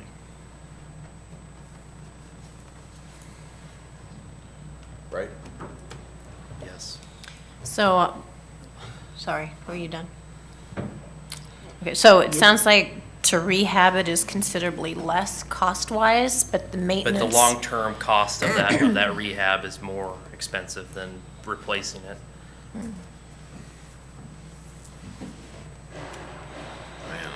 Just for the record, how many streets can we fix for $6 million? Well, per annual, we have about $1.5 million in general fund towards R&Rs, I call it, concrete asphalt work, major rehab work. That's not funded, Agency Street isn't in that, Mount Yeah. Pleasant Street is not part of that. These are the residential roads, minimal, minor arterials, collectors, things like that. We spend $1.5 million. We also have a little bit of extra money that we do My street staff spends about $200,000 in materials, and then we have an extra $300,000 in miscellaneous type funds. But, I mean, if you're asking me $7 million on how many roads could I fix for that? Depends on what you're doing. It's 3 to 4 years worth of roads. HMA work to do a mile of pavement, an HMA overlay would, you can do that with $1 million, a little under. Mount Pleasant's a little bit more than that, so it's hard to, I mean, you're So- talking lane miles, because Mount Pleasant's Yep. four lanes wide. I don't know what that answer is, I'd have to have that, but I'm you gonna- can do asphalt cheaper. I'll do a Actually, get- the costs have kind of equaled out between concrete and asphalt. Nick, let's we just can do fix a lot just of sort of streets. an estimate, you could, even if it's in that kind of a range, about a mile's stretch of $1 of million street dollars. HMA You for can $1 do million. 6 to 7 miles worth of asphalt work. And, or if you're doing a project like Agency Street, where you're doing a full depth replacement. That's a you're- $2 million job. That's a $2 million job, and you're doing a half a mile. I mean, so it kind of makes a difference on what kind of work Yeah. you're doing on the But we street. can fix a lot of streets without. Well, here's the thing, I would love to see Cascade Bridge replaced, but we do have a plan where we think we have some flexibility in 2024. At this point in time, I just don't think we have enough flexibility to accept the grant, Me too. so that's where I'm at. What is your recommendation? Not acceptable. I would say to not accept it, just Trustee based Ritter. on the financial needs for other road infrastructure in town, and You would know better than me. and trying to Accept that. jeopardize, I'm not jeopardizing that, but like, you put that in question, you backlog, I mean, 4 or 5 years worth of roads. Yeah. But regardless, it sounds like it would cost us almost the same amount, whether we did it today or did it then. It's just a matter of prioritization, which roads get done first. Right? Yes. Give or take. Okay. And I think, Nick, you told me at one time, because we do have alternate access to the park, that doesn't bode real favorably to get monies to repair that bridge, because we do have other entrances to the Other monies, park. if you're gonna get 1.5 from the DOT, the likelihood of getting other funding sources, I've heard farm to market roads, I don't know that this would be eligible. It is a farm to market road, but, you know, being a 25,000 population town and having the other grant opportunities that we do, they tend to favor the Yeah. smaller towns with. And you with told me that because we have other accesses to the park, not just Cascade Bridge, that doesn't bode favorably to get funding. Other funding besides Yeah, this. yeah. I feel confident that we can get that 1.5 again, but yeah, I'm out. I definitely agree with staff. Are you guys? Yeah, we got to put the brakes on spending, sadly, but we'd love to have it open, but not at this It will be. time. It's gonna be. Are you There's a confident season for this is gonna everything. come back around? Well, the bridge isn't getting any better, so I mean, Okay. now, the only thing that weighs in is the infrastructure in the state of Iowa as far as bridge work goes. There are more and more bridges becoming less and less quality. So do you have more competition in the state? In theory, but you're not losing any points for this bridge gaining quality. And it's, you know, it's a closed bridge. So, okay. Okay. That's where I'm at. Thank you. Thank you. All right, number 5, sports market funding request. This is, been something that we've talked about a couple of times. Jason, you don't want to talk about this? No, you don't. If you want me to. Jay Hutch. We've had the chamber, or kind of coordinating a sports market study that's being done on behalf of the chamber, the city, and what's the indoor facilities name? Sports facilities works. Indoor sports facilities, the 3 different groups. The council talked about being able to put the $7,500 into the study out of hotel motel tax. As they've gone through the process of selecting a vendor, as you can see in the material that is in your packet, the consultant that they had identified to do this could do the study for $33,000. If we were to be thirds of that, that's $11,000. A little bit more than the $7,500 that we'd budgeted out of hotel motel. Hotel motel is a fund that is very stressed and does not have another $3,500 to really be able to say that it can afford to put towards it. However, the Economic Development Fund within local option sales tax does have some flexibility, and this would be comparable to some other things that have been funded out of it over the years. So that being said, the request was made to that group to fund the additional $3,500 to this study. And that group did approve and bring it forward to the council for ratification on that. What is being looked at? What are the markets that are available to us? What does the current landscape look like for indoor facilities? That was specifically from that indoor committee, and what they're looking at is both the field and the turf. They've done a previous study with a different composition of primarily the field side, the turf side. The field is about the same as what it was, or the courts, I'm sorry. Maybe I can get some terms that are correct. The basketball courts are about the same as in the original one, but please do, because you're the one who's been involved in this All for right, 6 years. Jason Hutchison with Greater Burlington Partnership. Yeah, so, and I'm here just as one of the members on this, and the CVB is the organization that's holding the contract with the consulting group. But, you know, when in your budget discussions earlier this season, you were talking about the Recplex and how the market and the landscape has changed and how other communities have built competitive facilities. So this study is attempting to look at those markets and recommend some best practices in terms of how do we ensure that we continue our market share here. And like the tournament you heard earlier, we're not suggesting every tournament should have fireworks, but what they attempted to do is go above and beyond to make sure that the experience that people are having is really good here. And so this study would cover the Recplex and the turf facility, and then the future planned court facility.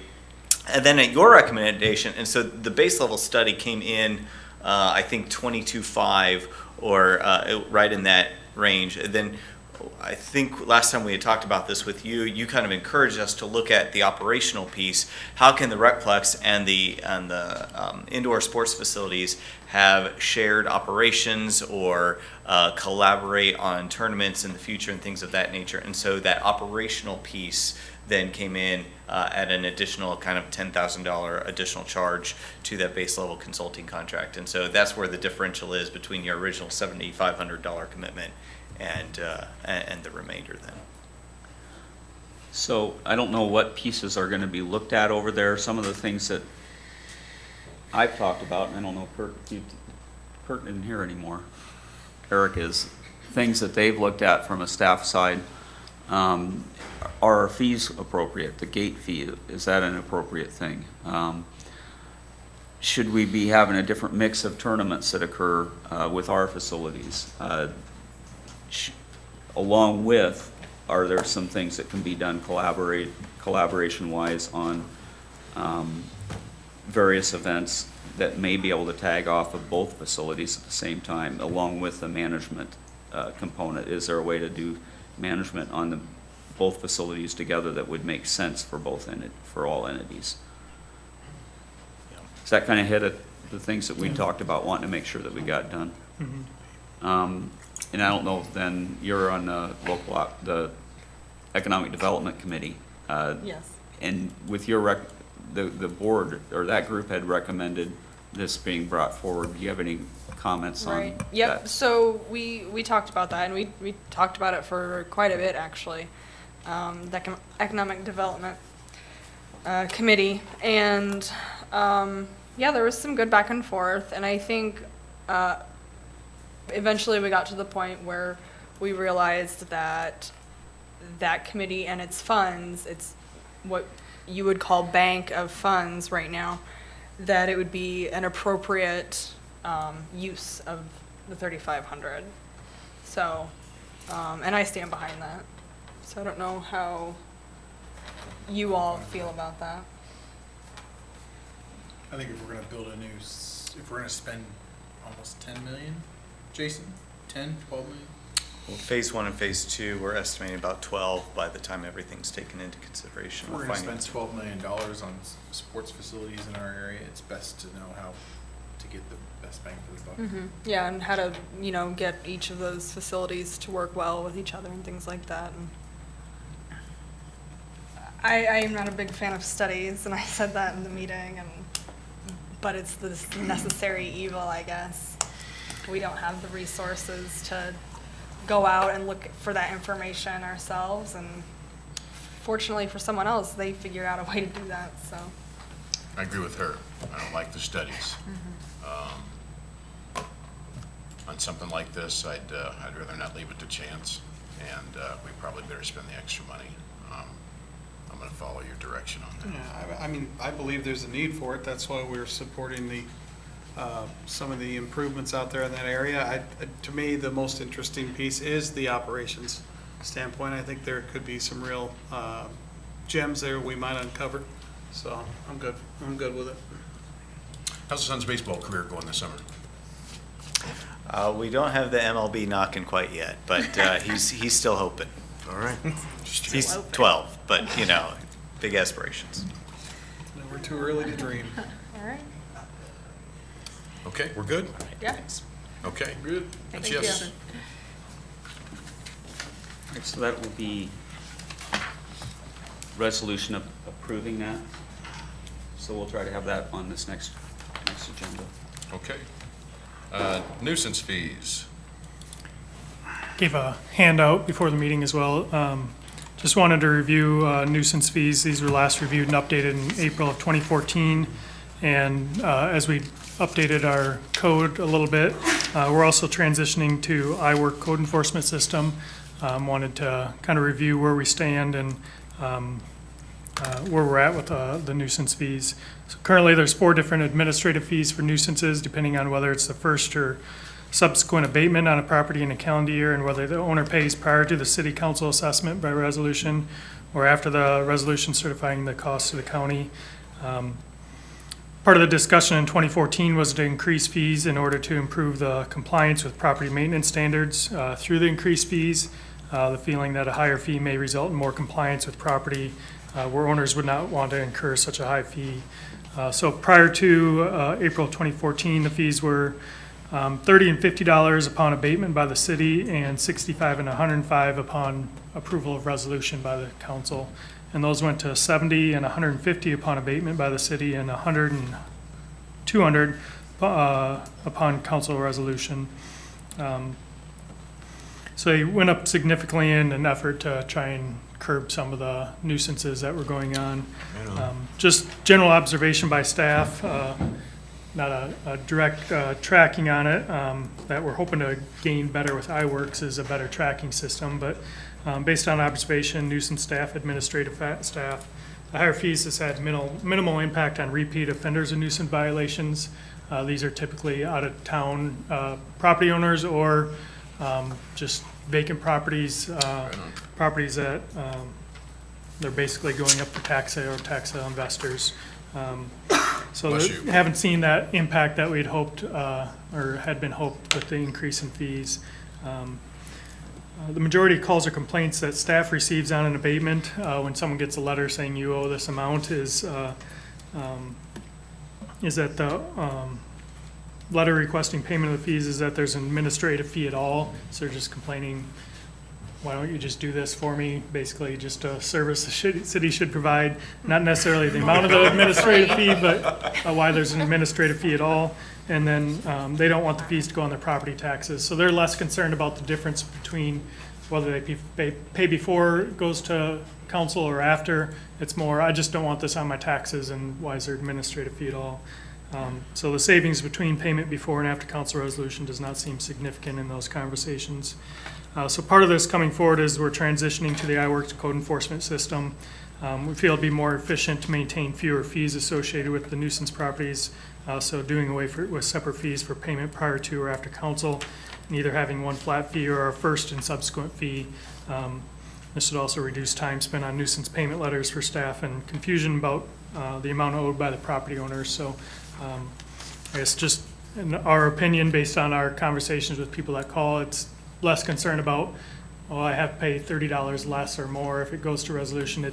I just don't want this to go on a tax sale, and why do I pay an administrative fee? Trying to explain that to them at all. So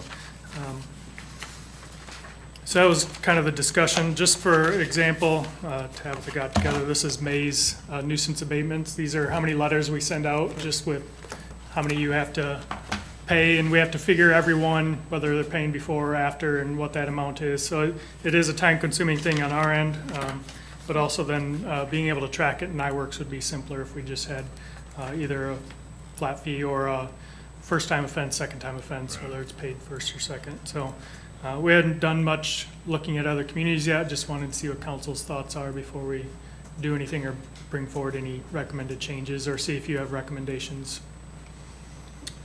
I like that you're going to try to be more efficient.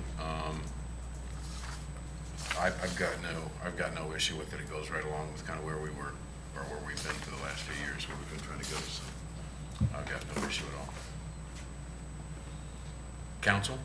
Since the higher fee seemed to have minimal impact, can we just go with the fee upon council resolution?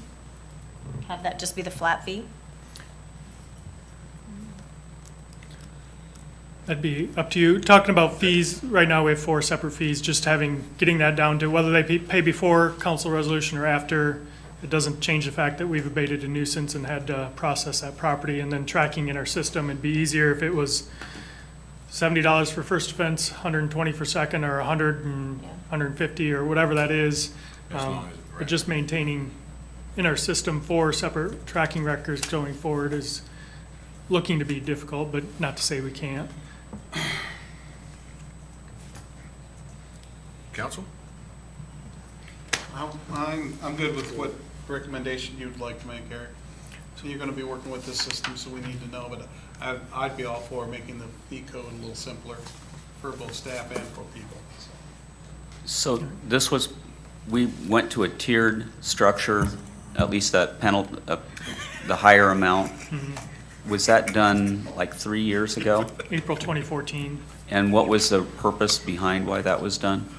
Trying to have that second offense be a deterrent of, it's a high enough fee that you don't want that second offense. And that was driven from a council perspective, that was pretty much demanding that we do that as a way to try to keep people from having second offenses.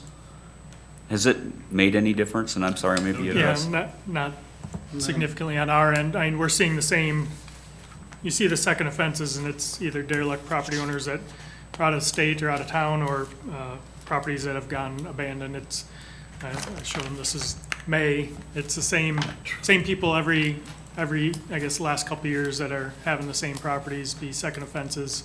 And we haven't seen that downtick in second offenses. The people that get them, that it's unusual for them to get even one nuisance abatement, they get struck by the fees, and they're pretty diligent about not having that happen again. The ones that do care, maybe they had a slip up or something, but those that have those second offenses reoccur, it hasn't really deterred them. They're not coming in saying, oh, I need to do something about this. They're just building up fees. And Yeah, if nothing else, the second offense ought to be a lot higher. so they're not going to pay it regardless. It's going to go for tax sale, and then it's just a hindrance on someone else buying it, because now there's maybe $2,000 in fees for Yeah, I guess. $300 in assessment and our actual cost, and now it makes it difficult to do something with it. Gotcha. So I think you're in the right lane, man. Council, we're good?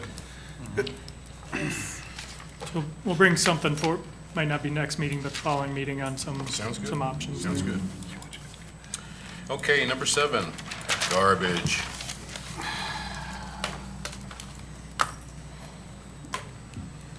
All right, James. based off of where the conversation was at the end of the last meeting, we talked about wanting to see what a tiered rate structure would look like,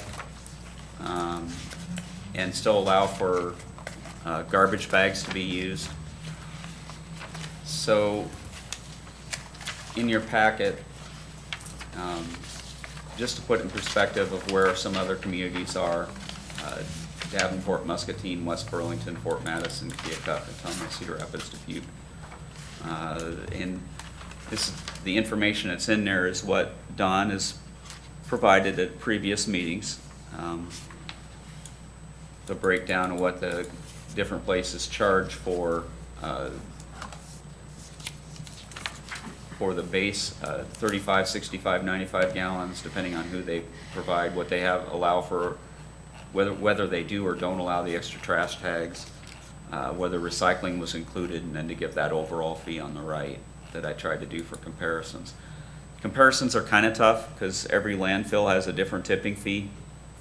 So without knowing what their I mean, it's just that's just what we have to work with what we have. So you may have another landfill that doesn't have as high of a tipping fee at the landfill as what we do, but we have to deal with where we're at. But I did want to look at how we would kind of ballparked out in comparison, in that smaller table. We can put in a pricing structure that has a tiered charge that fits fairly comparable to the other communities that are doing this.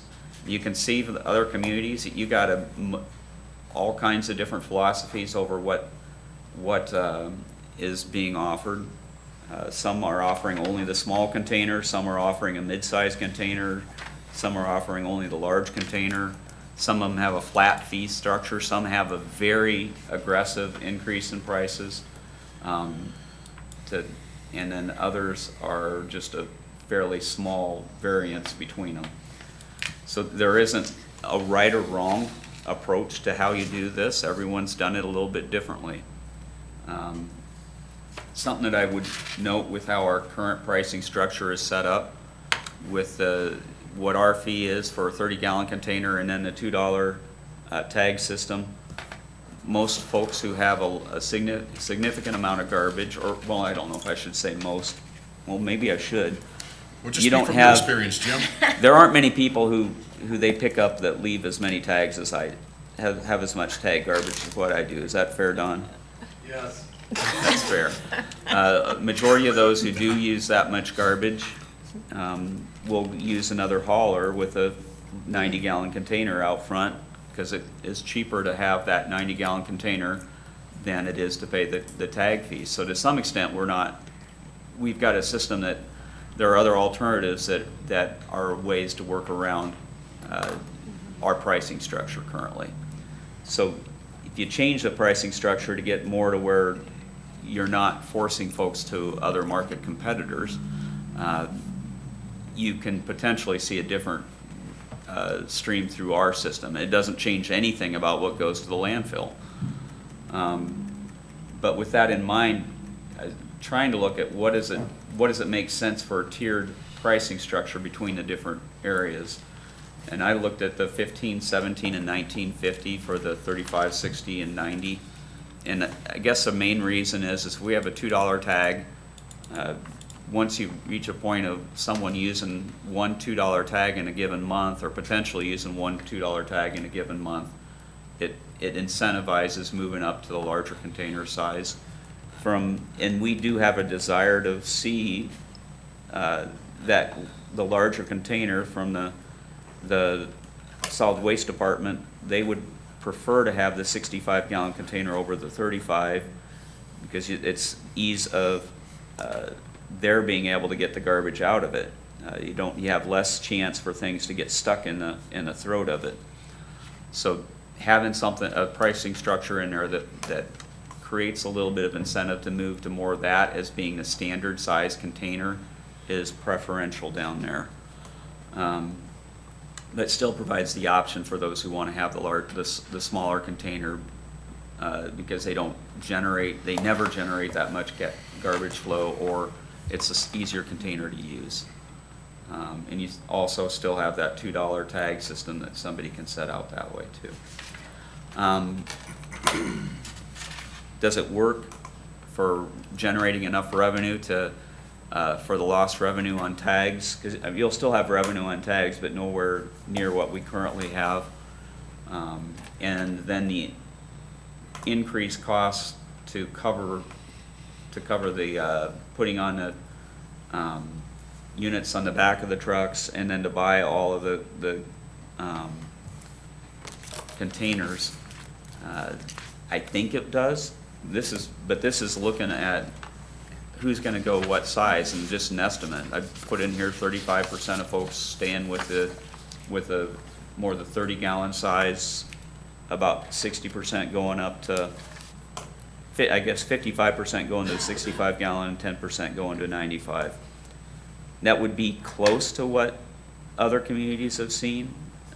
Other communities are probably about, would that be fair, Don, that you'd see about a 30-60 split between the 30 and 60-gallon containers in places that have done it? Somewhere in that neighborhood. So that's, I'm trying to match about what happens. Now, you may not get that kind of switch. Maybe only 40% move up to the 65-gallon container. Well, I can't know for sure what'll happen in that process. If you were to go through the process of putting in a system like this, part of what Don had done previously in some of his communications is you'd probably want to go out and do you'd be in implementing that program, you'd be doing a survey of folks that is saying, what size container do you want? People have to choose which one they're going to do. The automatic default would be recommended to be the 65-gallon unless they select something else. With an automatic default there, that's probably why, and that's what most communities, I think, do, is to go to that 65-gallon on the automatic default. And that's probably why you see about that 60-30 split. The majority of folks are going to go with the standard container.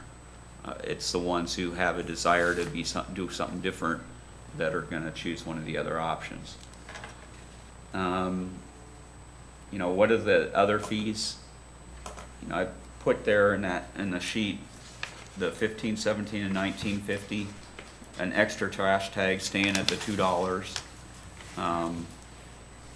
And I tried to think of what made sense for realistic fees on the additional containers. If someone had a second 65-gallon, $8 a month, and an extra 95-gallon, $10 a month. Certainly, those two are within some level of flexibility. I didn't know exactly where to go with it.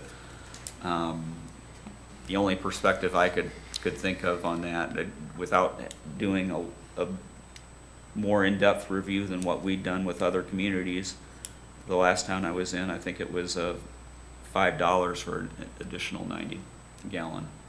So I don't think that we want to be that low, but I also want to make sure that you keep it realistic and you don't incentivize someone going to a second service, again, with a fee structure that gets too high that someone says it's cheaper to go with someone else for that extra pickup. And it put in there a cart change-out fee of $30. You see, does that match about what you'd seen or similar to what you'd seen in other communities, Don? Yeah, 25. I think usually it's 35. So you've seen 35 in other communities. And what you're trying to cover there is you don't want a whole lot of switching going on. I mean, you know people have changes that come up, and so that option needs to be there, but it is time and labor intensive to be switching out carts and repairing carts and the other things that go along with this program. So I like everything about what you've laid out here, except maybe possibly increase the extra trash tag dollar amount. I was gonna say the same thing. Yeah. In order to incentivize that people are picking the trash can appropriate for them. Yeah, I and agree, because we wanted to eliminate the scavenger animals from getting in the bags, and that would be one way And to you do see discourage that. The extra trash tag up in Davenport's up at $4. I mean, that's really what they're doing, is trying Yeah. to They're really strongly trying to, encourage yeah. people. And I was, you all know I was in Britain last week, and my in-laws have the 35-gallon can, and they live in a square, and there's 8 townhomes or whatever on this square. and they all have the 35-gallon can, and it was their trash day, and they had about 30-mile-an-hour winds, and I went out in the morning, and every single one of them was knocked over. It's just, the base is not very big. They're typically top-heavy, and then when the trash guys came to empty them, 4 of the 8 cans they had to pull off, and they had to loosen up the stuff on the bottom, and then they had to put it back on the thing in order to empty it again. So those are problems we're gonna run into on this. I follow you there, Matt, but one of the things we have to consider is the unique characteristics of our town, the small alleys and Sure.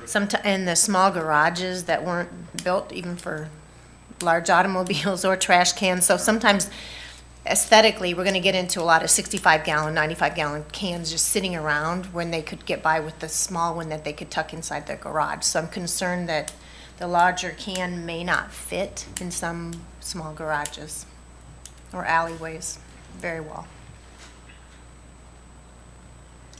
Yeah, I would definitely, I think our trash tag ought to be either $3 or $4 to encourage the move to the 65-gallon. I do want to retain the 35-gallon can for those residents that are concerned that they can't move it or they can't store it, or they don't have the space.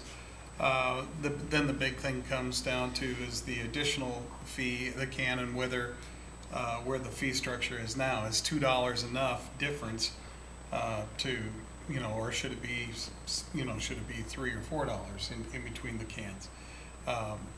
You know, if your trash tag, I think that should be expensive enough to move a person to the 65-gallon can if needed, or even the 95. The nice thing about having the trash tag is, you know, I do think we can still allow some of those residents that are just using a kitchen bag to take it out. They're not the ones we have to worry about. They're the ones that are diligent, that take it out the day it's supposed to be done, right before it's done, and then they're gone. It's the people that are hoarding their trash is where I'm concerned. I'm fine. I like the way it's been laid out here. I think it's good, except for increasing that trash tag to $4.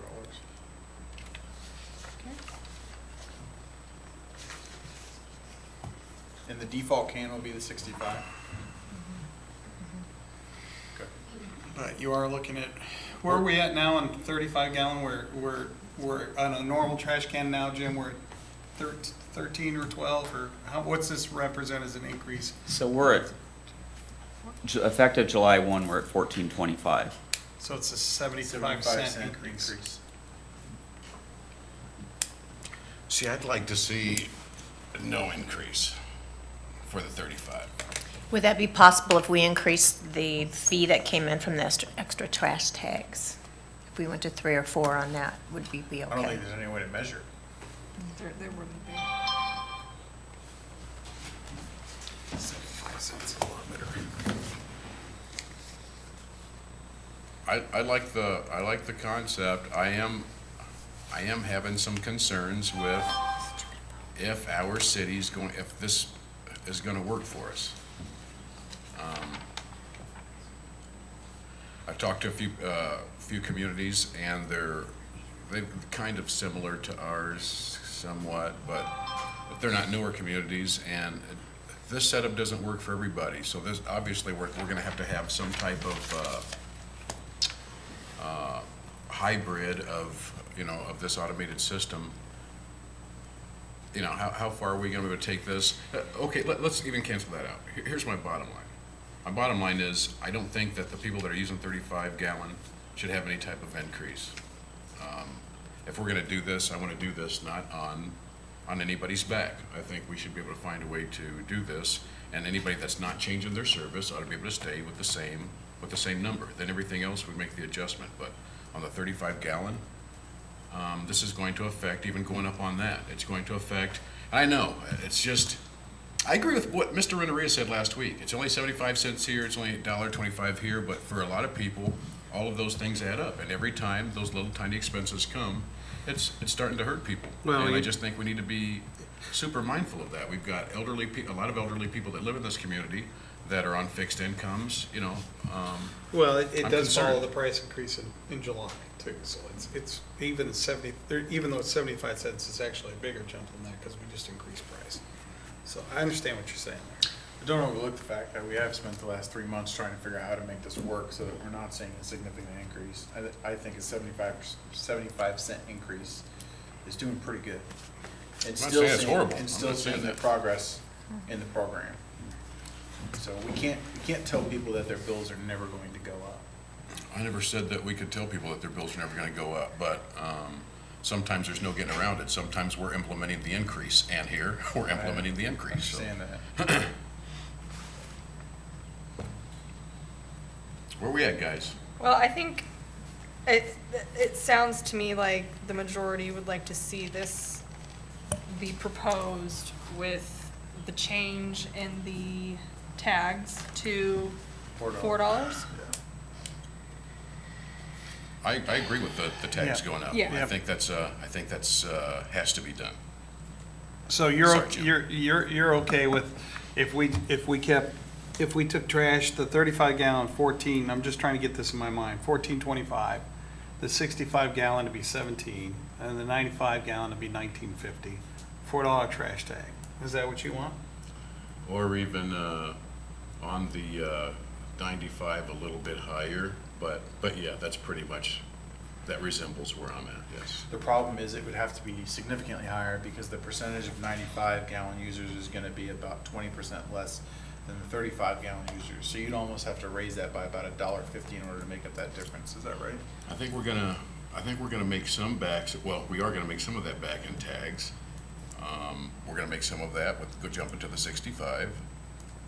Well, but theoretically, we're not gonna make any of it back in tags because the tags are being set up to encourage people to go to the larger can. So Right. potentially, we may not have any tag revenue because the people who were using tags That's are right. going to That's jump why we into need the the larger bigger can. ones priced right. That's why. But that's also offset by the potential cost savings on work comp and insurance mod rate, that's Right. the back end stuff that we're Yeah, not yeah, looking we're not, at, so. we're not gonna see that for a while either. Right, so, I'm fine with where it is in front of us today, outside of the increasing the trash tag. what if we, 17. What about?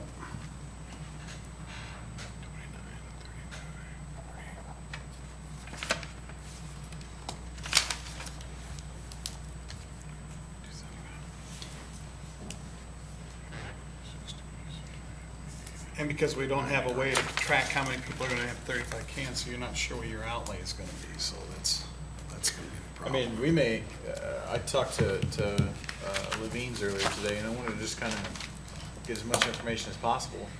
And they said that they went out and put all these smaller cans out, and they started getting calls almost immediately. People wanted to upgrade to the larger Yeah. can because they found that it was easier to move than they thought it was going to be. And they found that they were actually had more space and could use that space.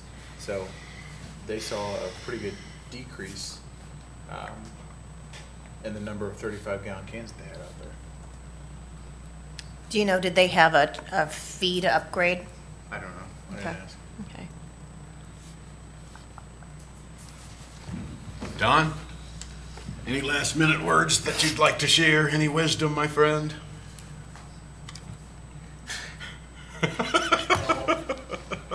Sounds good. Thanks, Don. Thank you, Don, for your work on this. Yep, No doubt. Thank you, Don. All right, guys. well, okay, so let me ask you the question, if you leave the 35 the same price, how do you pay for it? Because you don't have the capital left to. You know what I want. I want man or money. That's what I want. And I think that'll cover it. Here comes Don.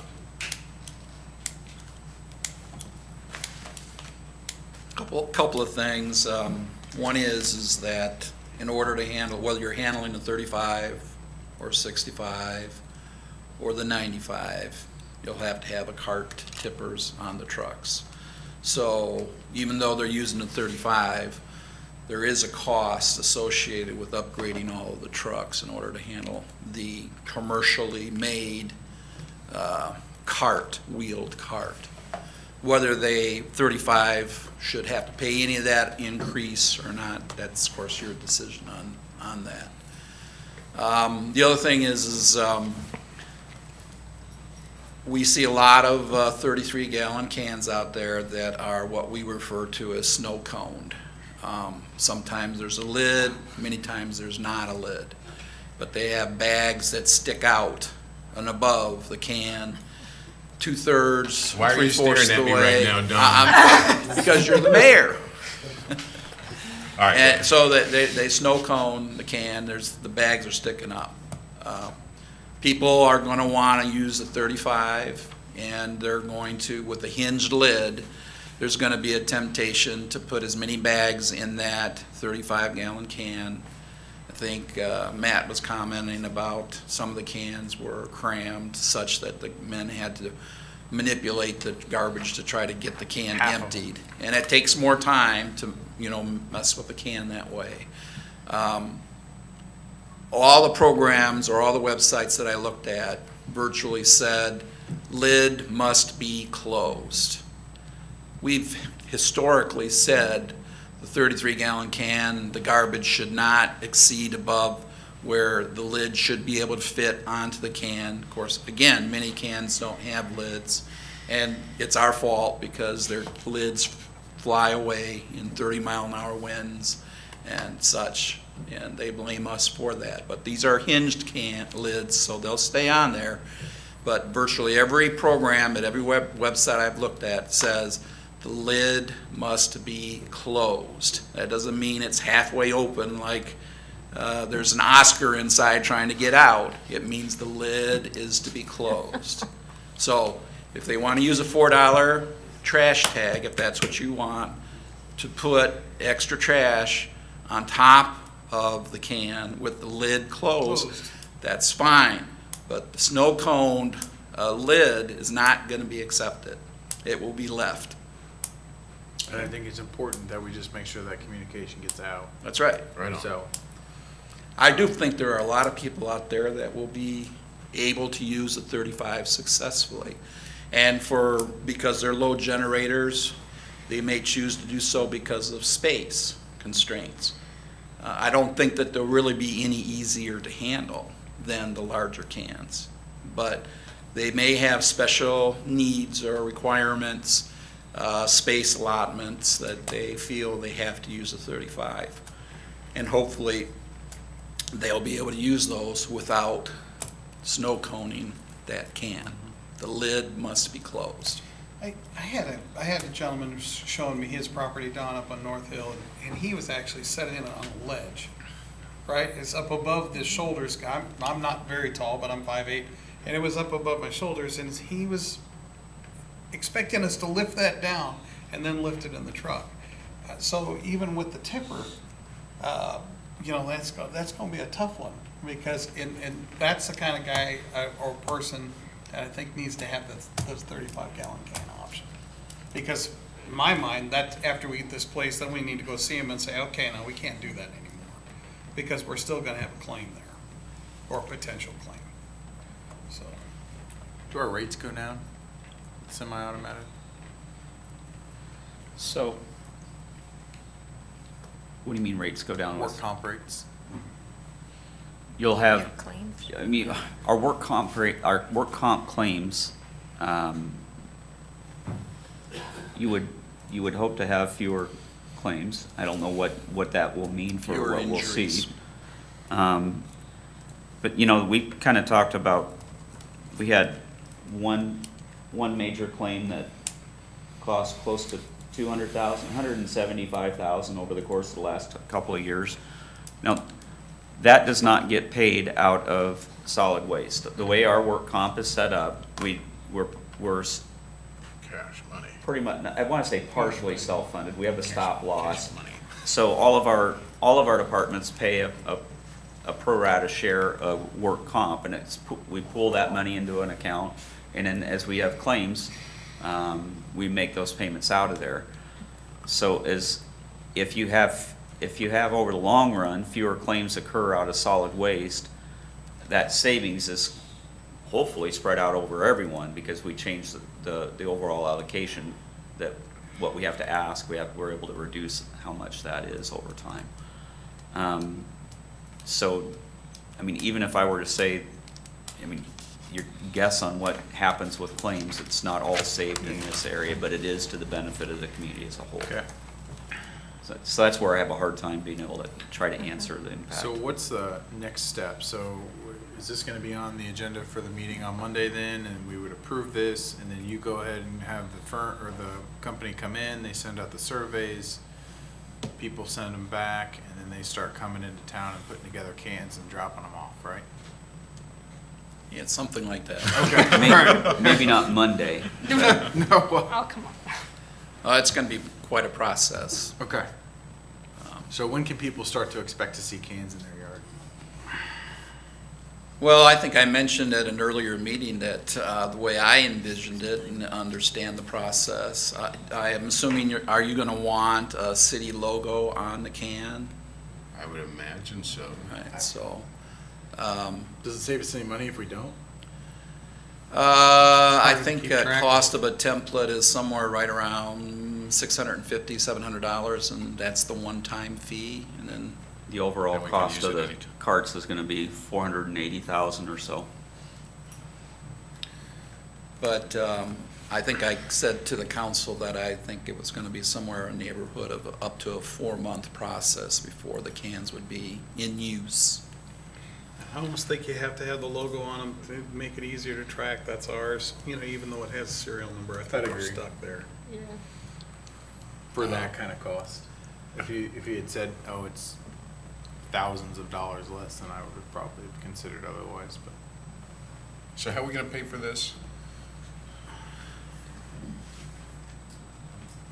That's what your set fees for on here. The solid waste is one that we try to have operate to where it's raises revenue necessary to cover the cost.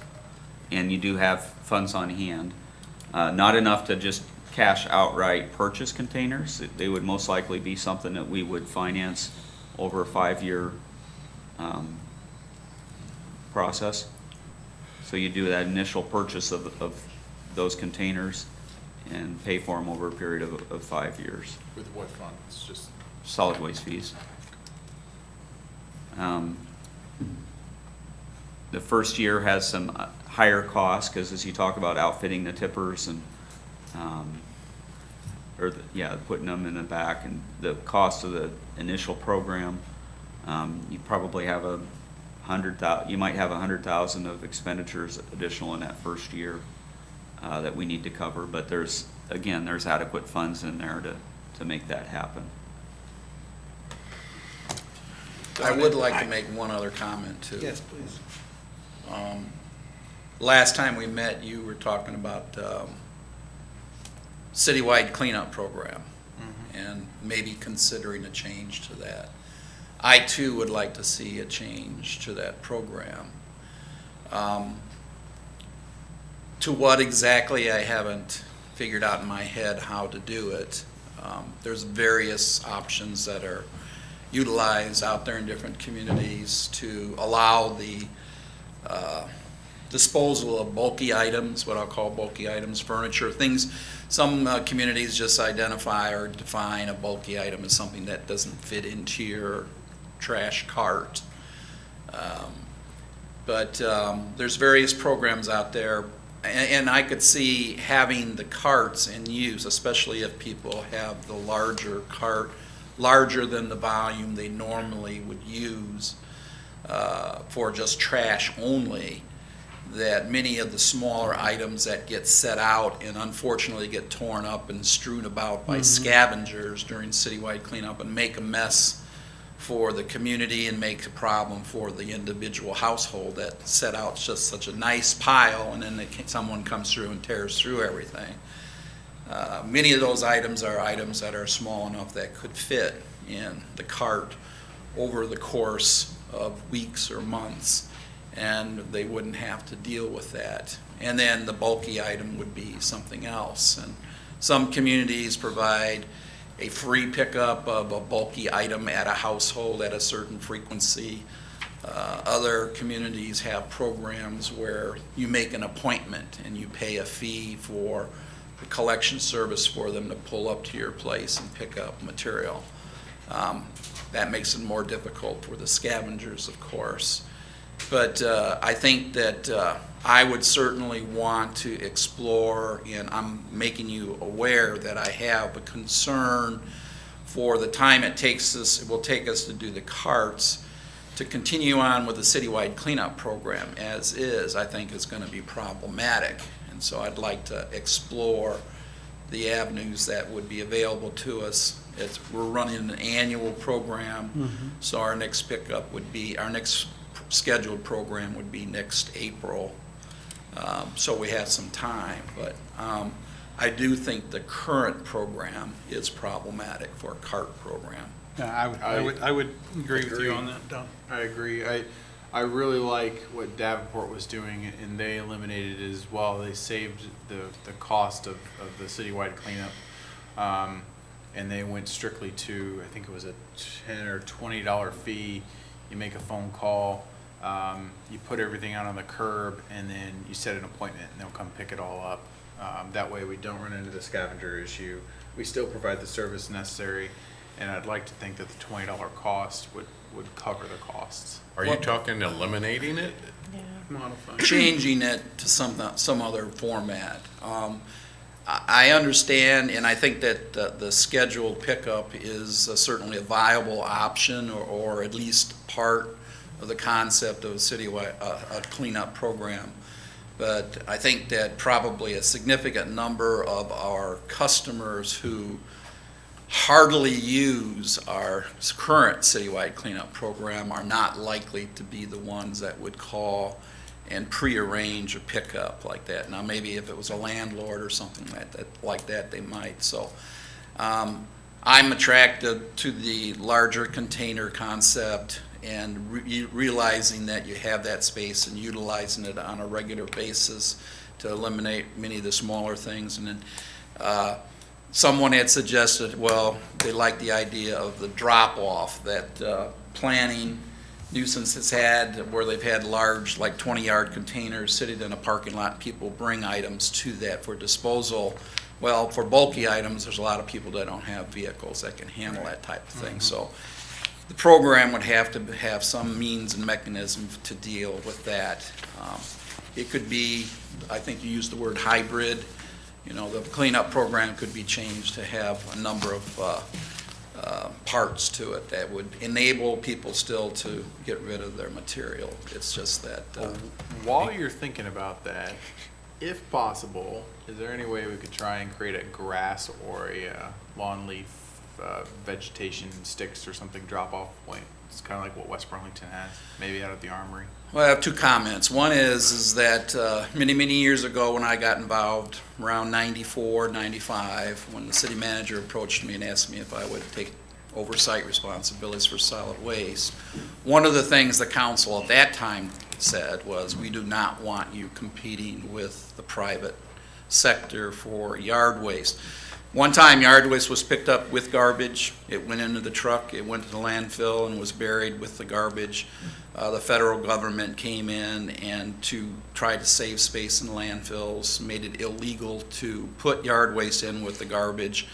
And the city of Burlington just dropped the ball completely and just said, we can't pick it up anymore. You have to figure out what you do with it. And there was probably a gap of a period of time that passed before some of the private haulers picked up the ball and made a yard waste collection program for them. And then when the city went to the curbside recycling program solely, they used to have 2-yard containers scattered throughout the city for recyclables at parking lots at the various grocery stores. And they had the curbside program at the same time. But very few people were using the curbside program, and the containers were an issue with contamination and that. And so the city, this council decided we're going to promote curbside program. We're going to eliminate the 2-yard containers. And I think in an effort to appease some of the upset, they opened a drop-off out on Summer Street by the airport. And it was utilized for grass, for leaves, for branches, and it became a major headache for the city staff to deal with it. And after about, I think, 3 months, they decided to close it down. It would be very popular, I'm sure. There would be a lot of use of that location wherever you choose to do it, but it's going to cause a lot of issues as far as for staff and such to have to handle it.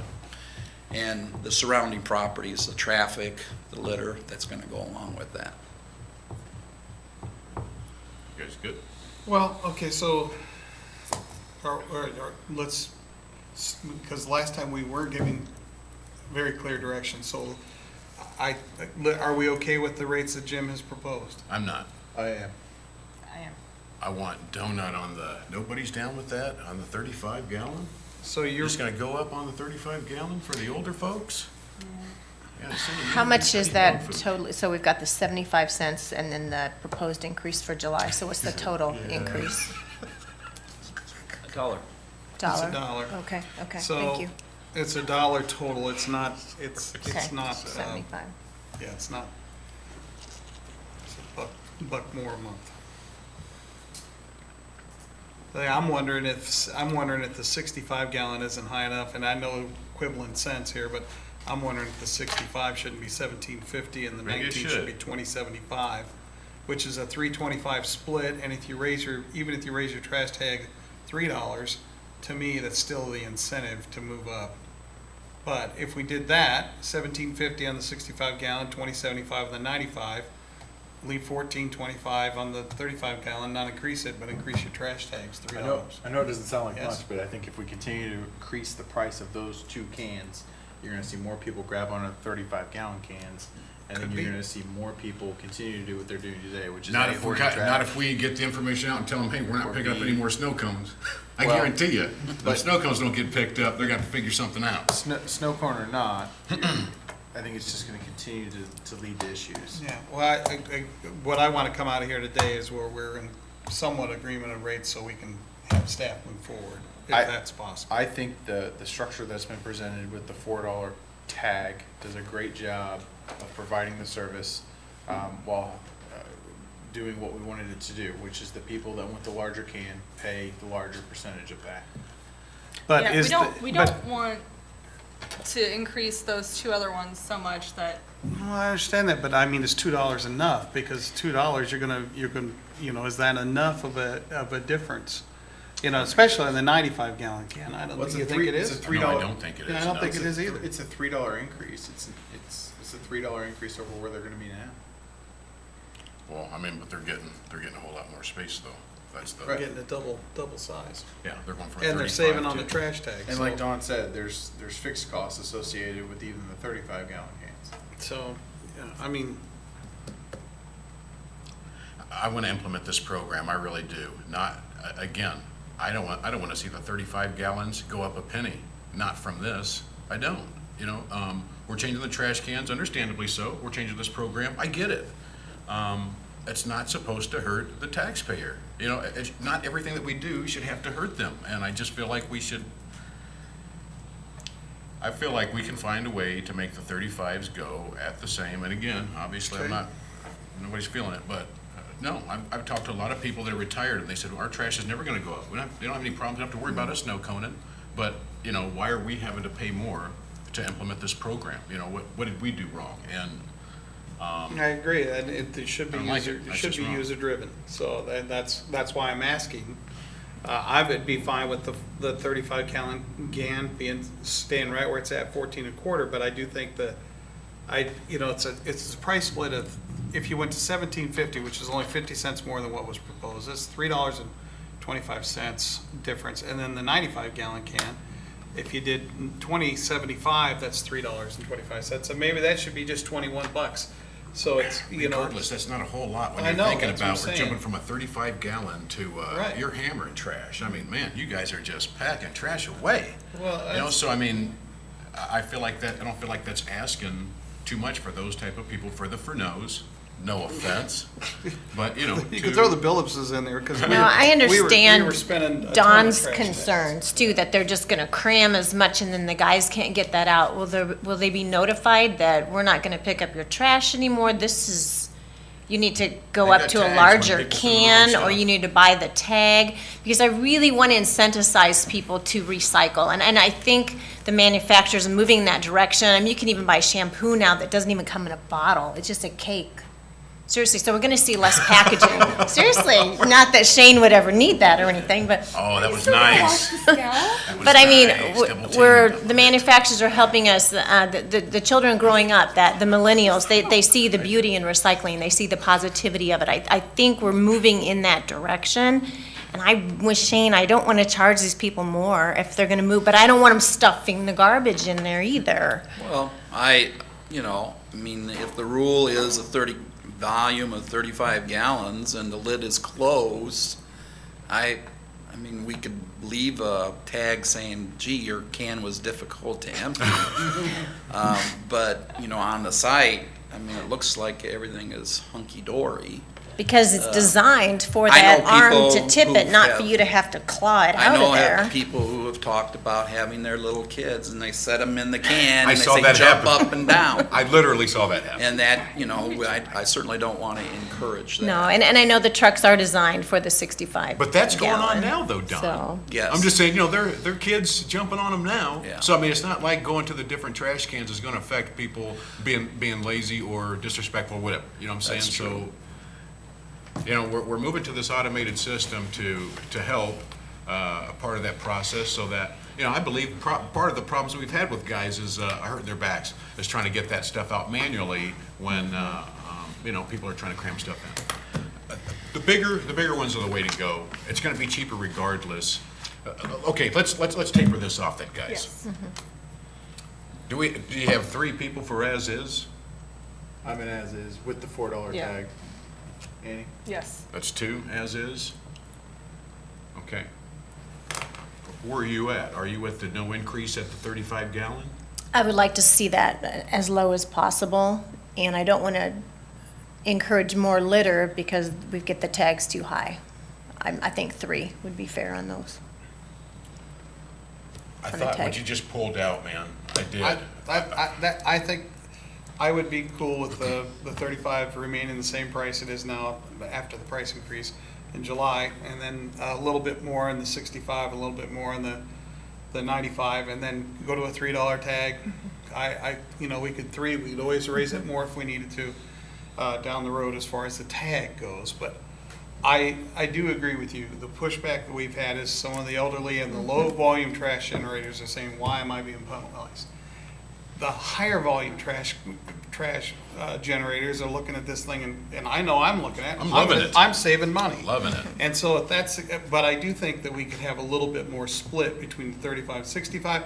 I don't think that's gonna throw anybody off that's looking at 65. It's not gonna throw me off, for sure, because I'm still gonna save money if I just buy one Going tag a big, month. man. I'm going big. I've Right. got extra things that I've always got to get rid of. So Go big, Burlington. That's where I'm at. Okay, so I am, all I like that. right, I know. How about this? How about this? I feel like I'm buying a car. Right. Go ahead. How All about right, it, counselor? So Come how on. about 1475, 1750, and 20? I'm just not comfortable with. Where were we at on the leaving it- 35? With 1425 is where. Do you Keep it still the want to, same. huh? Yeah. Oh, you still want to go up on 35? Yes, because I'm not comfortable with keeping it the same because It's the same I'm not size. gonna get a bigger can even though I could probably use one then. It's the same, but it's the same size. No, Why would I'm we- saying 1475 instead of Right. 1425. I feel like if we don't have any kind of an increase on that 35 gallon, like I said, I would gladly go up to the 65 gallon, but I'm not gonna get an increase, I'm not Man, gonna do it. I'm going 95, and there's only me. My kid doesn't even like to be around me. Let me tell you something. Again, go big, Burlington. But here's the bottom line. Do we want to walk away from here when we could have said, no, we're not gonna have any increase to grandma? You gotta go to grandma's. No increase to grandma, to great-grandma. We're gonna hold the line for them. As every once in a while we should do. But the problem with Why that does is, everyone think that I'm all with my grandma? I'm gonna charge her. No. I'm just So kidding. my bigger concern is I understand that I represent every person in this community. I represent the old people, the young people, and everybody in between. And at the end of the day, I've talked to over 100 people, and I would say 30% of them had concerns with the increase in the price. And of that 30%, a much smaller percentage said, we don't want it regardless of what are the increases. The rest of them were okay with a minor increase. It was when we started to get into the $2 and $3 a month increases and staying in a 35-gallon can that they had concern. Everybody else was for this, and they've been pushing me to push for this. It's your group, not mine. And I get it, but Yeah. we represent all the groups. Right on. So You're we have speaking for to- yours, though. Yeah, I understand that. So I don't see a problem with this, with the fees that they are today. My biggest concern is 6 months from now, Don's gonna say that 50% of the community took a 35-gallon can, and that their efficiency is slowed down, and we're having problems every day with trying to keep trash out of the community because we're only filling up 35-gallon cans. And then we're also not creating that revenue. And on top of that, we've also disincentivized them to call in and say, hey, I need a bigger can because we're gonna charge them $30 more to switch it out. Everything I've read and researched, though, Matt, says that the automated arm is much faster. But it's not an automated arm. A It's semi. a semi-automated But it's still arm. faster, is what I've learned. Unless the But that's stuff's all not what- crammed in the can. But that's assuming we don't only have to touch it once. If we're cramming trash into the can, then we've gotta touch it twice. We don't pick it up. Well, no, because right now, the guys, they can pick it up, they toss it, they put it back. That's way quicker than, I don't know how quick those arms They're go. pretty quick. I've But watched them. from what you've told us, it's that it's not. I can cut an onion without a cutting board. I was looking at a website that had the particular cart tipper that I got pricing on, and I believe that it said the cycle from the time the can is put on there, the guy pulls the lever, it's like a 5 to 7 second to tip the can. It's not, almost virtually every YouTube video I looked at, they tip the can and then they shake it a couple times and then they set it back down. So you're talking about 5 to 7 seconds to empty the contents of a can. And if it's wedged in there, it's gonna be more than that. I just, again, right now, what's everybody got? What size garbage cans do the citizens have? 33, many of them are snow coned and many of them have extra cans and extra bags outside. Or they're hoarding trash inside. So my- Or they're hoarding the trash. Your goal was to consider the large carts and to look at how it would help reduce the nuisances and clean up the community. And I will say that the people that I talk to that work locally in the solid waste, whether Levine's or Floyd's, did say that this program will clean up this community. So I'm confident that regardless of whatever we decide on the pricing structure, I think we're gonna do a great job of providing people an opportunity to get rid of the trash that they've got. Okay, guys, So you're not going back again to the by- numbers. No, man, I don't want to go up, but not a cent. I liked your proposal. I think it'll work. Again, everybody's used to the 33 right now. People want to go big. People want to go bigger because they've got more junk. They don't want to spend the tags. Go big, Burlington. So what are we doing? So I guess what's gonna pass is their plan. Since it's 2 to 3. 1425, no increase. The 1750 on the middle, on the 65, 21 on the, Is that right? 20. Well, I don't even think you need to do that, because if you raise the 65-gallon can by 50 cents, you may not need to touch the 95-gallon can, because the 50%. most of them are going to go to the They're all gonna be, 65. yeah, you gotta remember 50% of the cans are gonna be 65 gallon. And that's So what I it's, agree with. it's a marginal increase, and there's gonna have to be some math done to determine what that number Yeah. looks like. Well, I just wanted We're to gonna- say, when I talked with the company that I foresee doing the survey, they said their historical experience has been 50% return to survey, which is a really good number. For, when you send out the survey for the size of can to choose, they get 50% back, and the other 50% is commonly not responded to, and the default Would be is 65. Yeah, I would definitely Nobody's say gonna the complain about that. the default's You got gotta more be the space. 65 gallon. That's where I'm at. That's where I'm at. Okay. Peanut butter? default 65 gallons? Oh, yeah. That's what the You're still- trucks are designed for. You're still increasing the 95 gallon can?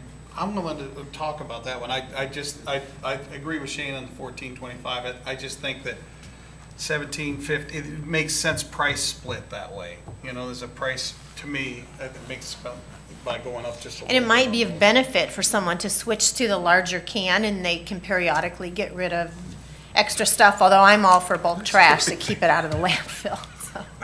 I just think a $3 difference is it's gonna incentivize people to go with a small can, and that, not necessarily a can that's appropriate for their. $3 a month, though, that's the same as one price, one tag. tag. So if they did a tag every week, So what do you want it's to do? kind of a Matt? You want to no-brainer. go 17, you want to leave it at 17 and 19? I would prefer to see it stay where it's at. I mean, even go go down a quarter, like Annie said, and go up minutely on the 65. I just don't want that much of a difference between the cheapest can and then people start to step up, because I really think that people are gonna say, listen, I don't care what it is, I want the cheapest thing on the plate. I think if they do, we're gonna make our money back on the transfer $35, Not because they're worried gonna find, about- I'm serious, because they're gonna find out it I doesn't get work. it, but they're not. That's my concern. They're gonna hoard trash. They're gonna do what they're doing today, which is gonna defeat the purpose of why we had this discussion. You know, I don't see that problem, because most people are, the trash that they're hoarding is newspapers and boxes and stuff, like, you know, nobody's hoarding leftover, you know, banana peels and stuff like that. Man, that stuff's gotta go, or it's gonna start stinking. We'll take a I just- drive. They are. They are. Take a drive. They are. Take a drive. Well, I'm just Okay, saying, all right, They okay. fill their So 33 let's- gallon can, and let's- then that goes. We're and then they- talking in circles. We're in, Point of so- order. Okay. Nice. Okay, we're at the, you work it out, it's not hard and fast. We've already made our declaration, we're at 1425 on 35s, they don't change. And then, Jimmy, you're the point guard, I believe in you. I want to go $4 on tags. Okay, I'm cool with that. I'm cool with that. What are they now? see, I think that encourages more trash, Yeah, because hold- yeah, that's hold a on. Yeah, that's what I'm lot. saying. That's a What are they now? lot. What You are- just No, okay, have so a if you were company gonna go- if over, you're gonna go- and you don't have any tags, If you're going to go with and- that argument, though, then I think Tags gotta be up a little bit, because we wanna I encourage them think to go to the bigger trash can. if we want to do that, I think that the same can be said about keeping the 35 gallon at $4.25 or $14.25. That also encourages people to. See, I don't think so, because that's what Trash. everybody's used to using. You know what I'm saying? I mean, Yeah, we're and we we're have changing it up, we going have a bigger. problem. Well, we have a problem because they don't have lids. have an ambition problem more than not Well, getting into they're the filling curb. it. Listen, the three of us are at 1425, is that a lock? Yeah, And then, I would say. we believe in you. If you do 1425, you need to raise revenue on the others, so you have to increase the prices. I mean, Okay. what Right. you'd said, the 1750 and 2075 is what you have to do to make that kind of work. Let's do that. And then the $4 tag. I was just saying on the price, if it wasn't, if you were like, well, after reviewing it, you know, I'd really prefer for it not to be 1750, but 18. Well, all right, then come back with the 18, that's what I'm saying. But, I mean, the other You know part of where that we're to at. take into consideration is the low-income households right now that are generating all that trash, that we're moving to the 95 gallon can, we're charging them $21 more every 3 months for trash. well, some of them will be going to the 65 as well. But they have to look at what they are not paying in tags per month too, and deduct that, so there But may be there's- some type of There's increase. a large but percentage of those people that are low income, keep that in mind as well. Appreciate that. Are we good? All right. Appointments. Extra trash tag, $4. I've heard 2, 3, and 4. I think we did, we agree with 4. Actually, I think off the top of my I head. prefer think the higher 3, price but is you have to better compromise because- sometimes, so. I thought the higher price was better just because it would encourage to go to the bigger To go to the trash can to 65 get to can, eliminate. I yeah. would say 4, yeah. Okay, so 4. Okay. On the additional containers, I think that if that's still, the 95 has to go to 12. Okay. Otherwise, you lose, you Yeah. get some disparities. Is the 65 all right, Jim? where it's at? 65 at 8 is fine. Okay, that's fine. Good. I'm good. Oh, okay. Fix that puppy. Number 8, appointments. Anything on that? That'll probably be a next work, I don't know if next work session. It certainly won't be an action item for this next Monday. Okay. But it'll come up at a future work session then, Okay. council meeting. Okay. So we're not having the appointments this Monday? No, We're you not were, gonna- you were talking about the trash. Yeah. Okay, now let's talk about the appointments. Okay. Appointments? Any problems with that? Everybody's good? Yes. Yeah. I'm Okay. guessing we have not heard anything from, We had a letter, we received a email from the young lady that was originally up for the spot, and she's removed her name from that. It's saying that she's right there. yeah. It's saying that she's in on this. You don't have your computer. No, I don't. It's saying she's considered when she's requested. She talked about that process, and When did this? she pulled her name after the articles that were written and didn't like, I don't think, the position that she was being put in on that. But after thinking through it, she still wants to be considered. She was interested in it, she just didn't, She was put in she's a just uncomfortable, difficult she was situation. uncomfortable with how it was being discussed. Yes, absolutely. Okay, so she will be I had no problem appointed before. as it I says. don't think we have much choice in the matter. Well, if she wants to do it, then Yep. more power to her. Okay, Everything else looks good. all right. Now, well, on the Civil Service Commission, so we've, just because I want to clarify, we had a conversation with the person whose term expired, so he's not going to be surprised that he's not going to be back on, because that's how this, Started what the other happened? one, yeah. so I want to make sure that we've reached out to these people as their terms are expiring and let them know that, hey, look, your term is up, and we do have somebody who's willing to serve. And in order to get to a gender balance, we're going to go ahead and do that, so. I just want to make sure that we're contacting them, because being told that that's not happening, so. And I Okay. got some feedback on that too, and I thought it was an excellent suggestion. Someone said if someone's term is up, maybe 6 months out or something, we make an announcement or we make some postings or something, so we don't have this last minute flux and not the uncomfortable situation that we were all put in for everybody involved. Okay. So I thought that was a good suggestion. Okay. Anything else? Mr. Cheslin? Sorry about Cookie. Closing remarks, welcome back to America. Closing remarks, peanut butter? I can't think of anything. Caught me off guard. I'm Okay. speechless. Wow. Yeah. Mr. Billups? Well, so pertaining to trash, and I was going to say this, City Council, there's been a gentleman down on the riverfront picking up on his own time, picking up our riverfront, and if you happen to see him, please tell him thank you. And anybody picking up trash, tell him Yeah. thank you, because doubt. there are people out there trying to do it, so Yeah, if you catch this guy's name, make sure you bring it back to me. I will. Okay, just want to say, give a big shout out to Shay. I was out to the Armory today out in Middletown, and he gave a speech to, did you catch that speech? Yeah, he talked to the guys afterwards, and I don't know, he had me so motivated, I went and climbed a couple of mountains before this All right. meeting, and yeah, I think I'm going to go to the chief of police's house tonight for dinner, uninvited. I mean, I'm just feeling good about it, but it was a great event. They're going to be out there for the rest of the week till Thursday from 9 to 11. So those of you that want to get in shape, see what the Army's all about, or the National Guard, get to meet some world-class athletes as well. I'm going to go back out tomorrow morning for a little bit for the wrestling part, show off my wrestling prowess. Yeah, right. But anyways, it was just an awesome event, and it was just also good to see the representation of the police department. Again, the chief was out there with